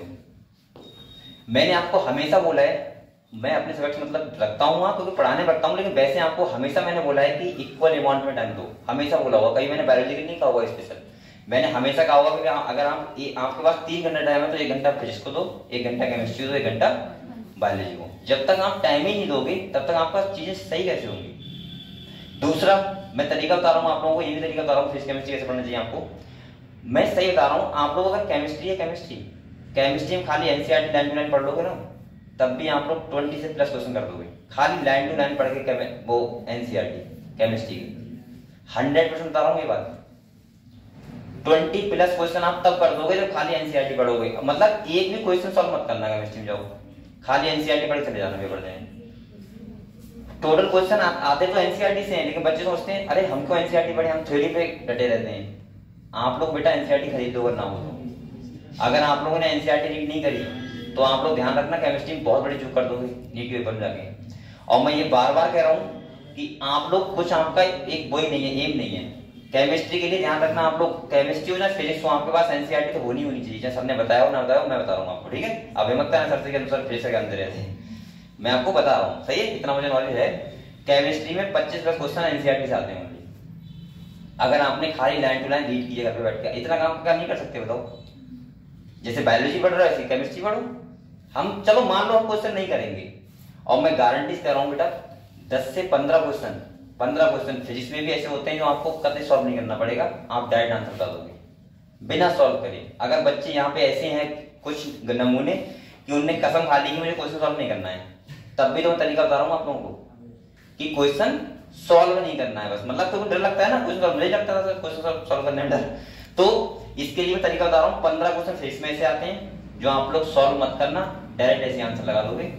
25 प्लस क्वेश्चन केमिस्ट्री में से आते हैं जो सॉल्व मत करना, डायरेक्ट आंसर लगा दोगे। और बायोलॉजी में सारे होते हैं, इतनी भी तो आपका सिलेक्शन हो जाएगा। तो और क्या करना आप लोगों को, ठीक है। तो सिंपल से आप लोग सिलेक्शन का मतलब है कभी तो पहुंच ही जाओगे। तो इसका मतलब ये है कि आप लोग ऐसे करके भी अपनी स्ट्रेटजी को बना सकते हो कि हमें नीट में कैसे करके इंप्रूवमेंट करना है। और जब तक आप लोग अपने आप को टाइम नहीं दोगे बेटा, अपने आप से बातें नहीं करोगे बैठ के मुझे कैसे तरीके से किस तरीके से मुझे पढ़ना चाहिए, किस तरीके से सही करना है, फोकस करना है, किस तरीके से मेरे नंबर, आप लोग अपने आप से पूछा करो नंबर क्यों कम आ रहे हैं मेरे, कहीं ना कहीं तो कमी रह रही है ना आप लोगों की। अगर आप लोग 300 350 नंबर ला पा रहे हो तो आपकी बहुत बड़ी कमी है।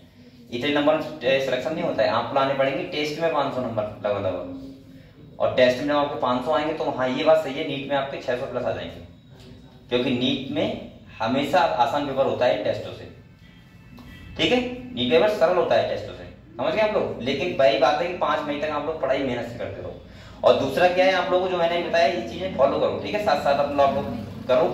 केमिस्ट्री में एनसीईआरटी खरीद दो, ना हो तो फिजिक्स की एनसीईआरटी खरीद दो, फिजिक्स की भी एनसीईआरटी पढ़ा करो घर पे जाके, और केमिस्ट्री की पढ़ा करो अपने आप से। सर नहीं कहेंगे, सर तो आपको लिखवाते हैं फॉर्मूला, वो तो समझाते हैं यहाँ पे, लेकिन आप लोग फिर भी रीड किया करो एक बार जाके, जिससे आपको पता लगे कि केमिस्ट्री में सिलेबस क्या है और फिजिक्स में सिलेबस क्या है। एक्चुअली इतना है सब एनसीईआरटी पूरा किसमें, नीट का।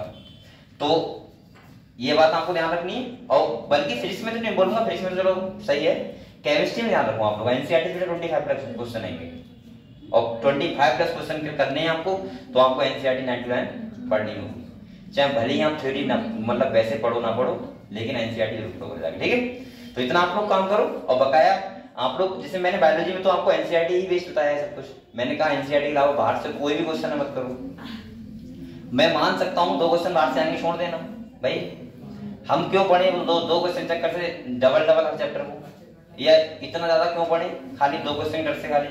मैं तो कह रहा हूँ ना कि आपको 90 क्वेश्चन नहीं करने, 85 करने हैं, 5 छोड़ देना, बाहर से आएंगे बस बात खत्म। और बल्कि बाहर से मिलेगा एक भी नहीं, 2 क्वेश्चन हो सकता है आ जाए, तो छोड़ देना, बात खत्म, ठीक है। तो आप लोग ऐसे स्टडी बनाओ जिससे आपका नीट में कुछ सिलेक्शन हो बेटा, और आपके टेस्ट में अच्छे नंबर आए। और टेस्ट में अच्छे नंबर लाने के लिए आप लोगों को ये सब चीजें फॉलो करनी होंगी, सही है। ऐसे नहीं आएंगे कि आप लोग ऐसे ही बस मुंह उठाए चले आए कि टेस्ट है बस, सिलेबस क्या है सर ये बता दो। सिलेबस से क्या मतलब, आप लोग पढ़ो भी तो उसको, समझ रहे हो। और ये सब बहुत जरूरी है, और ये सब चीजें करोगे तभी आपका फाइनली सिलेक्शन होगा। और एक बात और ध्यान रखना, जब तक आपको टेस्ट में नंबर नहीं आएंगे तब तक नीट में भी उतनी नंबर आएंगे जितने टेस्ट में आ रहे हैं, ये बात ध्यान रखना। ये मत सोचना कि मैं 5 मई को कुछ हमारे अंदर दैवी शक्ति आ जाएगी ये अब मैं कोई कैप्सूल दूंगा आपको, वो खाना है गर्म पानी, शाम को 100 को सिलेक्शन हो जाएगा। या ऐसा भी नहीं कि आपकी मम्मी ने भंडारा बोल दिया तो काम चल जाएगा या फिर क्योंकि आप लोगों के टेस्ट में इतने नंबर आ रहे हैं, नीट में भी नंबर ही उतने आएंगे। तो पहले प्रयास करो कि टेस्ट में मेरे कितने नंबर आ रहे हैं, कोशिश करो कि 500 नंबर आ जाए, मैं बार बार कह रहा हूँ। और 500 नंबर जिस बच्चे के टेस्ट में आने लगे, मैं गारंटी से लिख के दे दूंगा कि उसका सिलेक्शन हो गया। सिलेक्शन कुछ और छोड़ना है। सिलेक्शन क्या है, टेस्ट में नंबर आ रहा है तो वहां आएंगे, बस बात खत्म। जैसे क्वेश्चन यहाँ करते हो वैसे वहां करोगे, ऐसा तो ना कि वहां पे चेंज रहोगे। या भाई सत्संग है वो आएंगे बोले बाबा कि उसके बाद तो मेरा हाथ अपने आप चलेगा, सी है बी है, सही है, ऐसा नहीं होगा।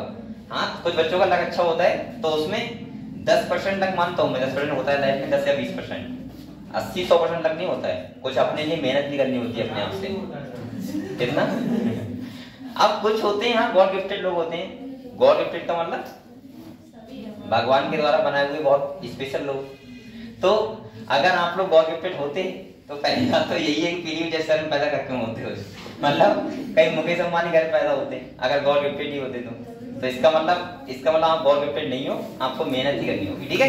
और मेहनत करना है तभी आपको लाइफ में कुछ मिलेगा। अच्छा ठीक है, तो वही हिसाब से मेहनत करते हैं। मैं रो नहीं समझाऊंगा, लेकिन आज मैंने समझा दिया इसीलिए क्योंकि मुझे लग रहा था कि आप लोग थोड़ा सा डिमोटिव हो रहे हो, और डिमोटिव नहीं, टेस्ट के नंबर देख के मैं थोड़ा सोचता हूँ कि आप लोग मेहनत नहीं कर रहे हो। बकाया तो मैंने आपके ऊपर सब कुछ छोड़ दिया है कि आप कुछ भी पढ़ो, कहीं से भी पढ़ो, कुछ भी करो, खाली कोचिंग आते रहो और बकाया चीजों को फॉलो करते रहो थोड़ा बहुत, लेकिन बस टेस्ट में आपके नंबर आने चाहिए, ठीक है। चलो ठीक है बेटा, आप पढ़ते हैं। आज नया साल है तो आपको कुछ ज्ञान दे दिया नया ठीक है।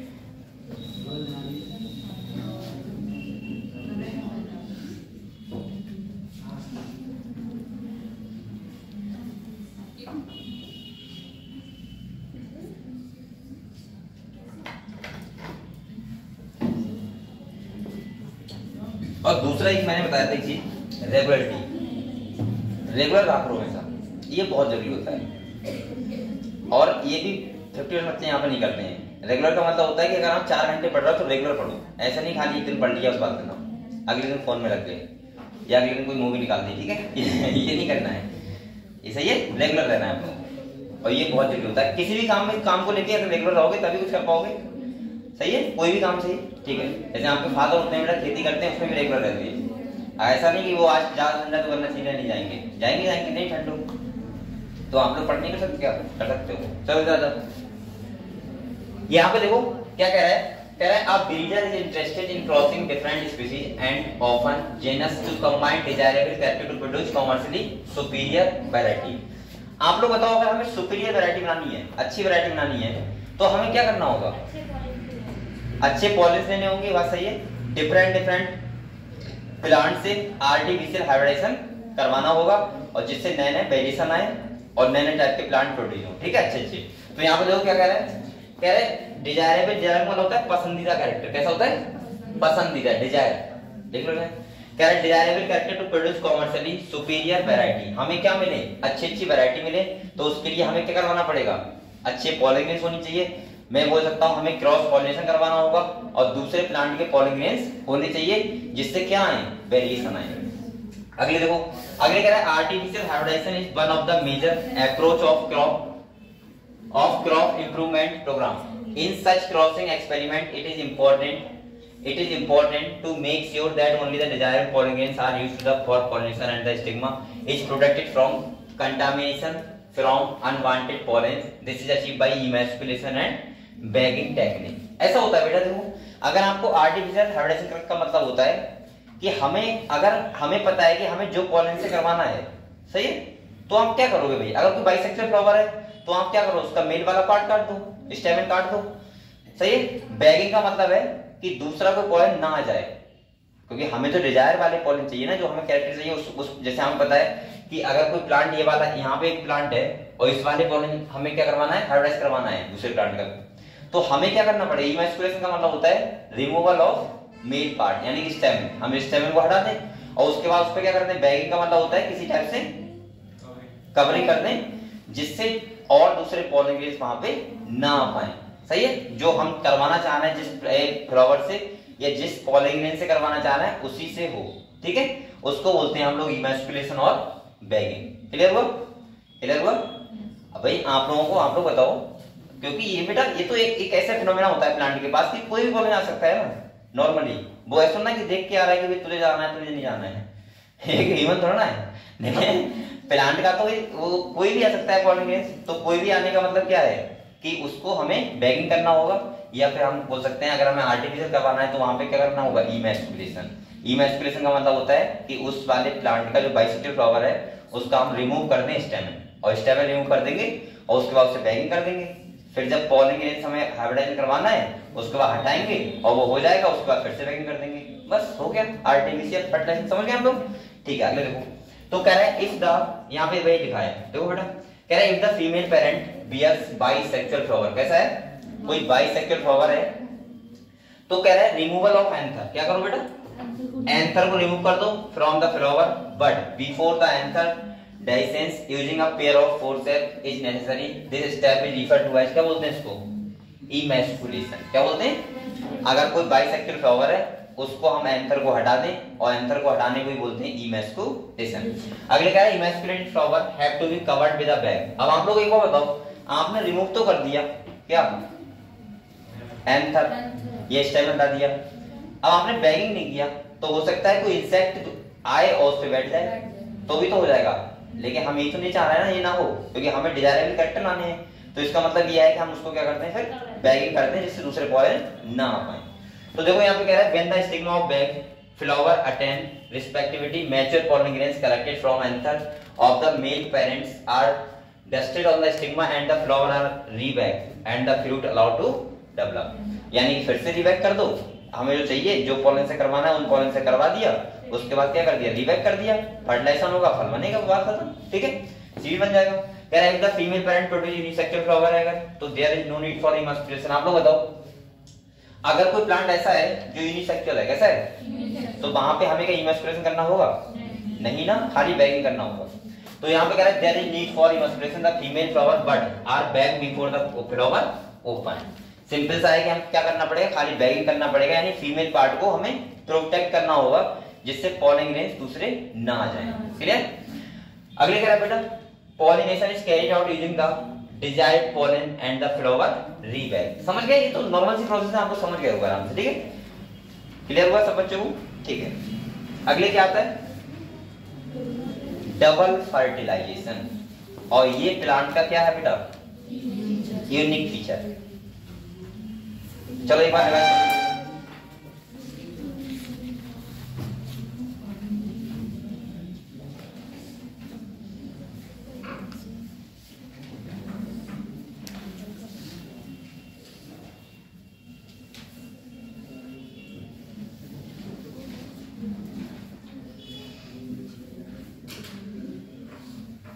करो, रिवाइज करो जैसे जैसे, फिर हम लोग पढ़ते हैं डबल फर्टिलाइजेशन।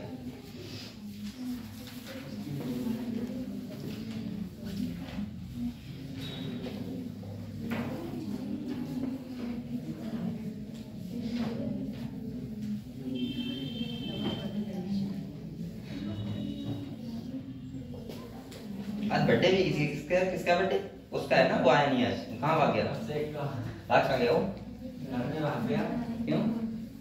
सोचा बस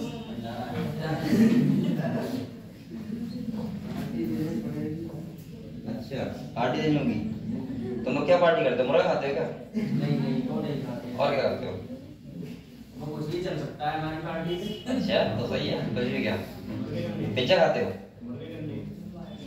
ये तो लड़कियों के हौसले होते हैं।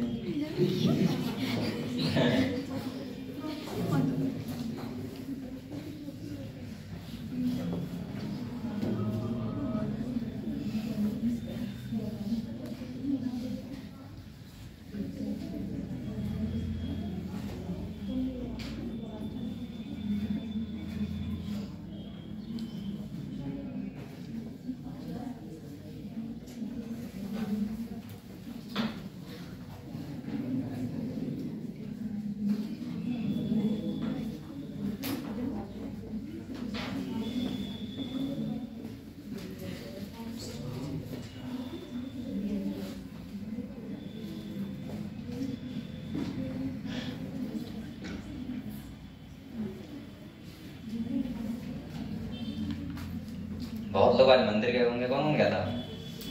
हैं? मंदिर गए थे आप लोग? अरे वो कल यहाँ गए थे। अरे ठीक है, नई साल की शुरुआत मंदिर से कर रहा है। ठीक है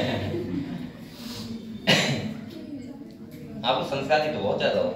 ये सब काम बहुत ध्यान रखते हो हैं। बस पढ़ाई कंटिन्यू नहीं करते हो, पढ़ाई भी कंटिन्यू किया करो।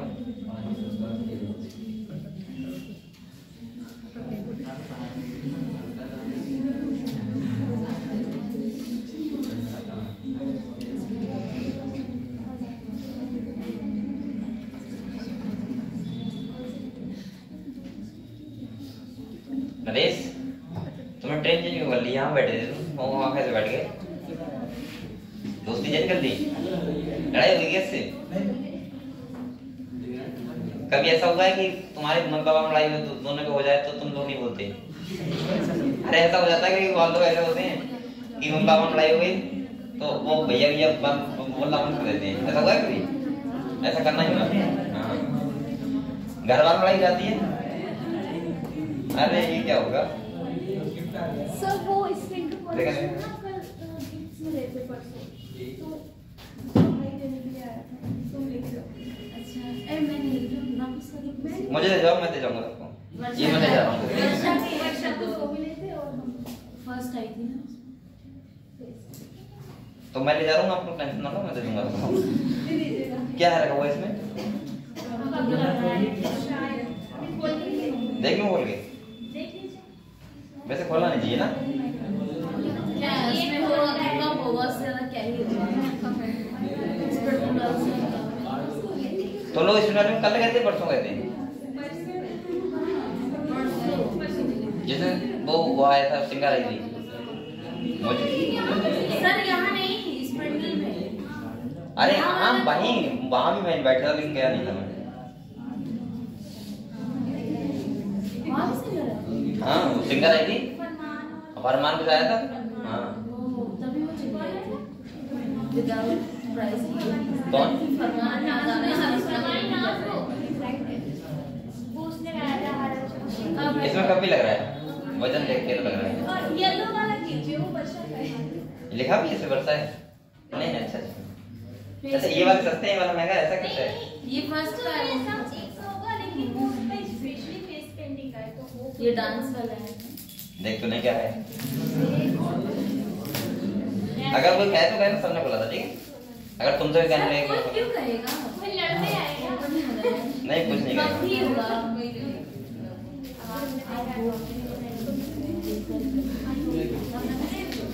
ये बता किसी से ना। अरे रुक जाओ, अरे कभी रखा ऐसे ही करें हम लोग। तो भी दिखाना है, देखोगे हम लोग?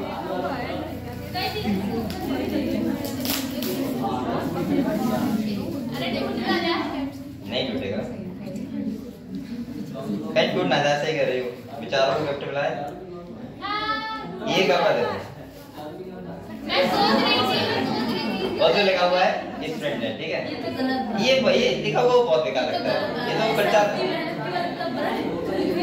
और ये प्रचार कर रहे हैं तो ये कोई गिफ्ट ना दे रहे हैं, ठीक है? ठीक, चलो कोई बात नहीं। और जो ये वाला जो भी ले उससे कहते हैं सर ने बोला, ठीक है? कोई दिक्कत नहीं। ये चाय भी चले जाना है इनसे, ये बेकार हो गया, चलो कोई बात नहीं, ठीक है? मतलब ओपन हो गया, तुम्हारे पास बैग है ना, तो ठीक है।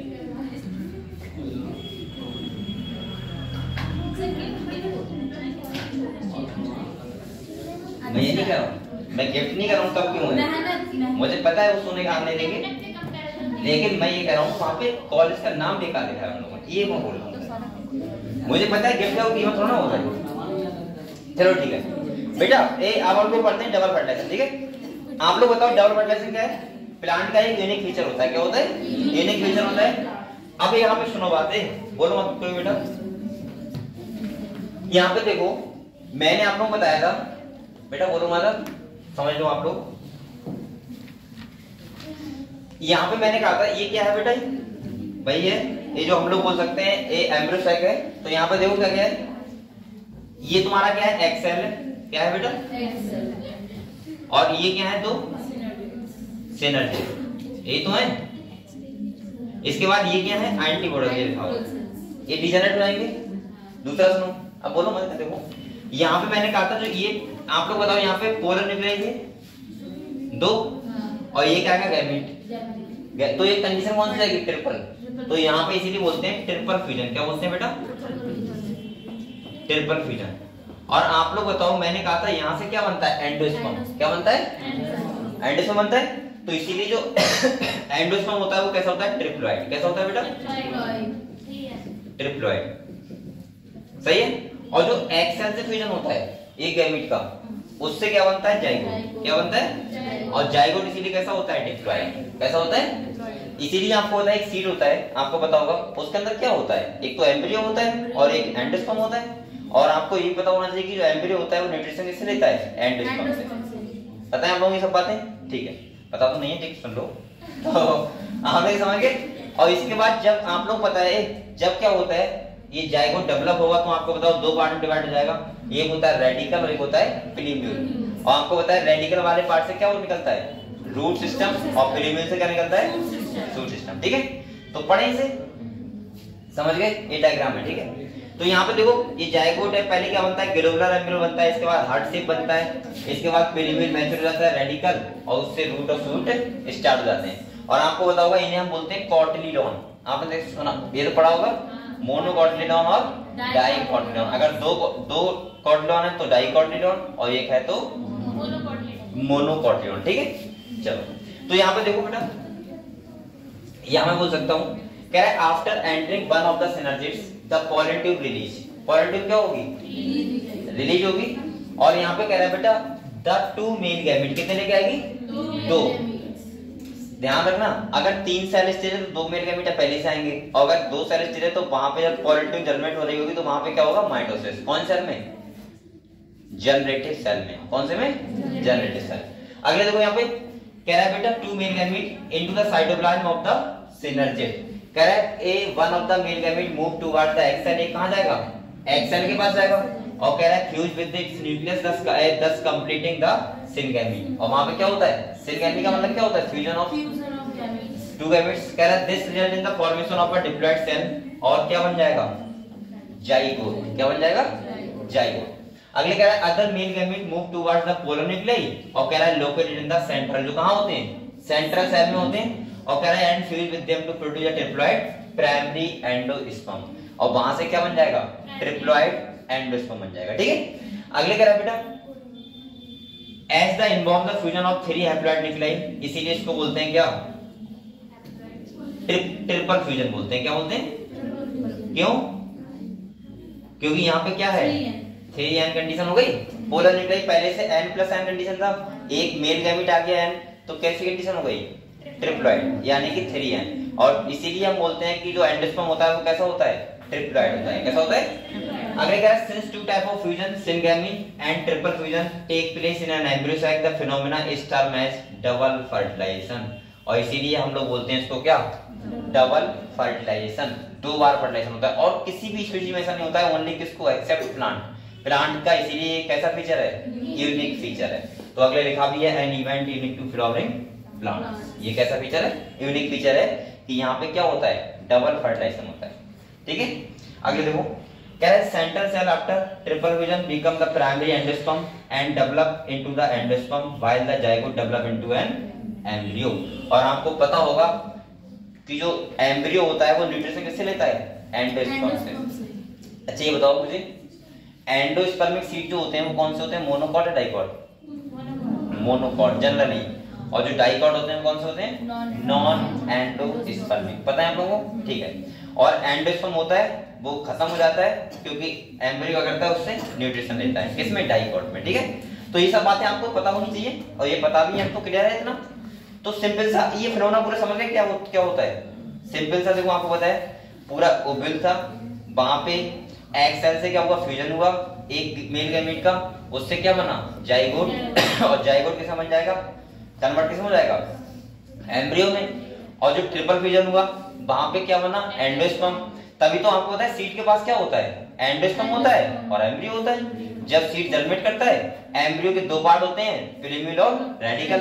अब आपको पता है जर्मिनेट सीड करता है तो वहां से आपको पता है पिलीम्यूल वाले पार्ट से क्या बन जाता है, शूट सिस्टम, और रेडिकल वाले पार्ट से, बस यही तो पूरी कहानी थी। समझ गए सीड कैसे बनता है। और ये सीड किससे बना है, ओव्यूल से। और सीड फल के अंदर क्यों होता है, क्योंकि जो ओवरी होती है वो मैच्योर होकर क्या बनाती है, फ्रूट, फल बनाती है। अरे आप लोग अगर ऐसे नहीं समझ पा रहे हो, आप लोग ऐसा समझ सकते हो, आपने लौकी देखी है, तो सबने देखी, खाई भी होगी। कहते हो हाँ ऐसे बोल रहे थे, कितने हल्के बोल रहे नहीं देखी है। मैं सुनना कर रहा हूँ ताज होटल देखा है नहीं देखा है। मैं बोल रहा हूँ लौकी देखी है, सबने देखी होगी। लौकी जब लगी होती है, जब लगी होने का मतलब बढ़ रही होती है, पेड़ पे होती है, तो आप देखना कि उसकी टिप, हाँ सही है, बेल भी होती है। उसके टिप पे आप देखना, आपको दिख जाएंगे आराम से पेटल दिखेंगे और सेपल भी दिख जाएंगे। देखें आपने, सेपल पेटल दोनों दिखते हैं। इसका मतलब ओवरी से फल बनता रहता है और सेपल पेटल फिर भी लगे होते हैं, वहां पे लगे होते हैं। कभी कभी तो बेचने वाला आता है तब भी लगे होते हैं, लेकिन तब पेटल तो नहीं रहते, लेकिन सेपल तब भी लगे होते हैं। और आप लोग जब बेल पे देखोगे तो वहां पे सेपल और पेटल दोनों आपको बड़े आराम से दिख जाएंगे, ठीक है, बहुत आराम से। और उसका ही नहीं, आप लोग हर फ्रूट का देख सकते हो, लगभग आपको दिख जाएगा, ठीक है। लेकिन लौकी बड़े आराम से दिखता है, जो बोलता हूँ जो काली वाली होती है, ठीक है।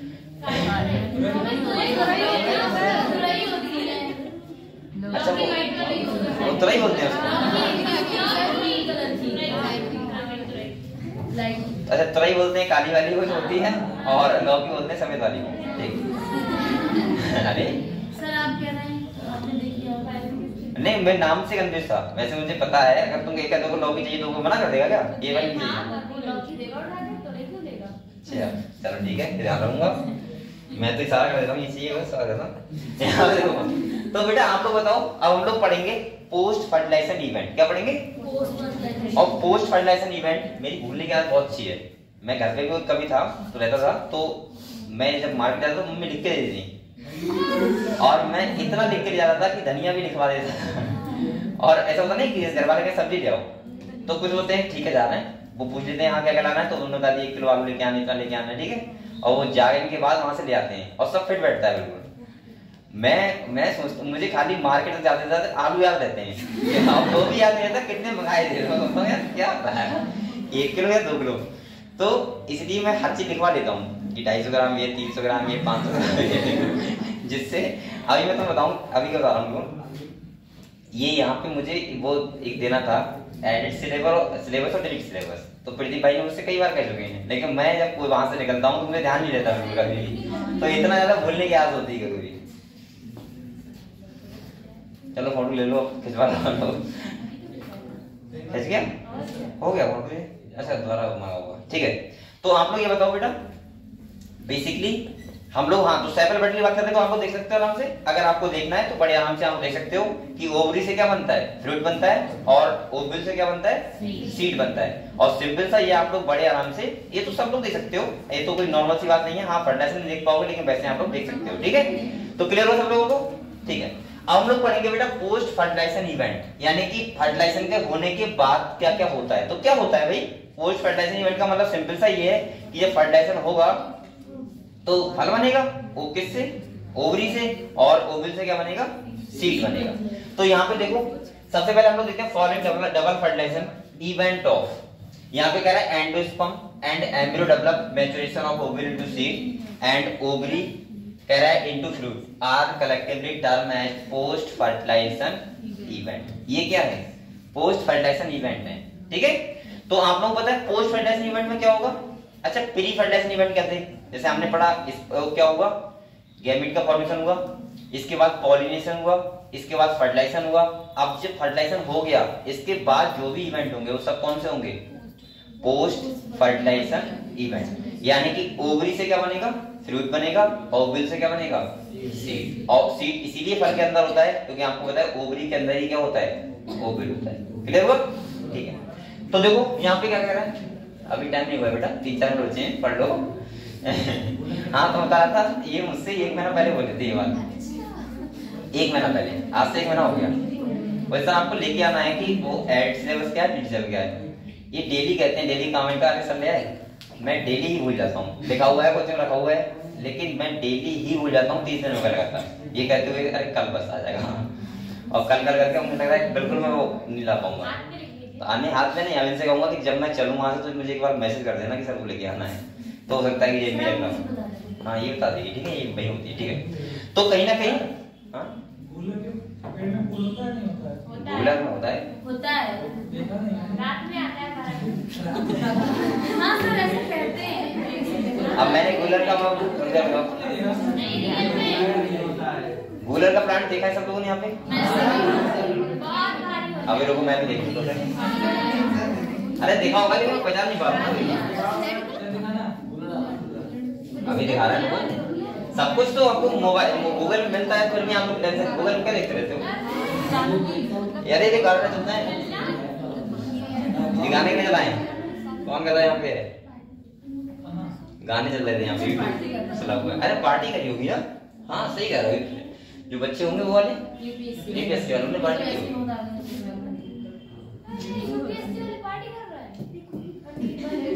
तो इसमें क्या हुआ? तुम ऐसा कह रही हो? अरे उन्हें हमसे ज्यादा पढ़ना चाहिए सर। क्यों? आप लोग क्या देखो है तो पूरा ये देखो कितने सारे। अरे क्या है तो लोग तो ऐसे करने लगते हैं क्या हो गया? अबे गधो पिट जाओगे आप लोग। ये गूलर का फोन कैसा होता है? अभी वीडियो दिखा रहा हूँ मेरे को एक बार।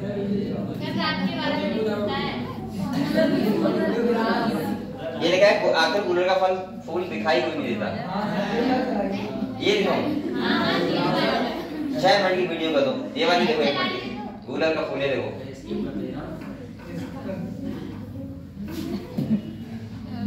ऐसे लिखा है हिंदी में कूलर का फूल। और कुछ चालू ना हो जाए। मित्रों, क्या आप भी यही जानते हैं कि कूलर का फूल कुछ अद्भुत होता है और फूल खिलते ही गायब हो जाता है? और मैंने क्या कर दिया? मित्रों, क्या आप भी यही जानते हैं कि कूलर का फूल कुछ अद्भुत होता है और फूल खिलते ही गायब हो जाता है और इसी कारण कूलर के फूल को आज तक किसी ने देख भी नहीं पाया। मित्रों, यदि आप भी यही सोच रखते हैं तो आप गलत हैं। आज आप मेरे साथ कूलर का फूल भी देखेंगे और इसकी वास्तविकता भी जानें। वास्तव में हर पौधे के पुष्प एक जैसे नहीं होते हैं। कुछ पौधों के पुष्प बहुत बड़े बड़े तथा सुंदर होते हैं, जबकि कुछ के पुष्प बदसूरत और रंगहीन होते हैं। पुष्प अत्यंत छोटे छोटे होते हैं। कूलर के फूल भी अत्यंत छोटे छोटे होते हैं तथा रंगहीन होते हैं, जो इस आशय या रेसेप्टिकल के अंदर बंद होते हैं। अब आइए इस आशय को काट कर हम दिखाते हैं। ये देखिए, इस आशय के अंदर कूलर के छोटे छोटे असंख्य पुष्प। आप खुद देखिए। यदि आप कूलर के पुष्प के बारे में विस्तृत जानकारी चाहते हैं तो डिस्क्रिप्शन बॉक्स में दिए गए लिंक को टच करिए। ये कलरलेस होते हैं, आपको दिखेंगे नहीं, ये लगेगा नहीं। अच्छा आप लोग हाँ तो सुन तो करो। आप लोग को ऐसा लगता है कि फ्लावर हो पहले, उसके बाद वही फल बन जाता है, सही है? तो आप तो फल देखते हो ना, उससे पहले फ्लावर ही तो होगा। फूल तो कि ऐसा होता है, कुछ ऐसे स्पीशीज होती है जो हमें नहीं लगेगा क्या है फ्लावर है वो, लेकिन एक्चुअली में फ्लावर होगा। अच्छा ऐसे अगर मैं पूछूं आपसे, गेहूं का फूल देखा है आपने? नहीं देखा होगा। किसने देखा है बताओ? गेहूं का लेकिन होगा ऐसे आपके दांत। अरे क्या? हाँ लेकिन नहीं देखा होगा ना, क्योंकि होगा लेकिन आपको लगता ही नहीं होगा है कहाँ वो। ऐसे यहाँ पे बहुत सारे फ्लावर, आपको फ्लावर कौन से लगते हैं? जो कलर्ड होते हैं वो आपको लगते हैं फ्लावर है, बकाया आपको नहीं लगते हैं फ्लावर है। ठीक है ठीक है, तो बेटा इस बात चलो ओके डन, कल पढ़ते हैं।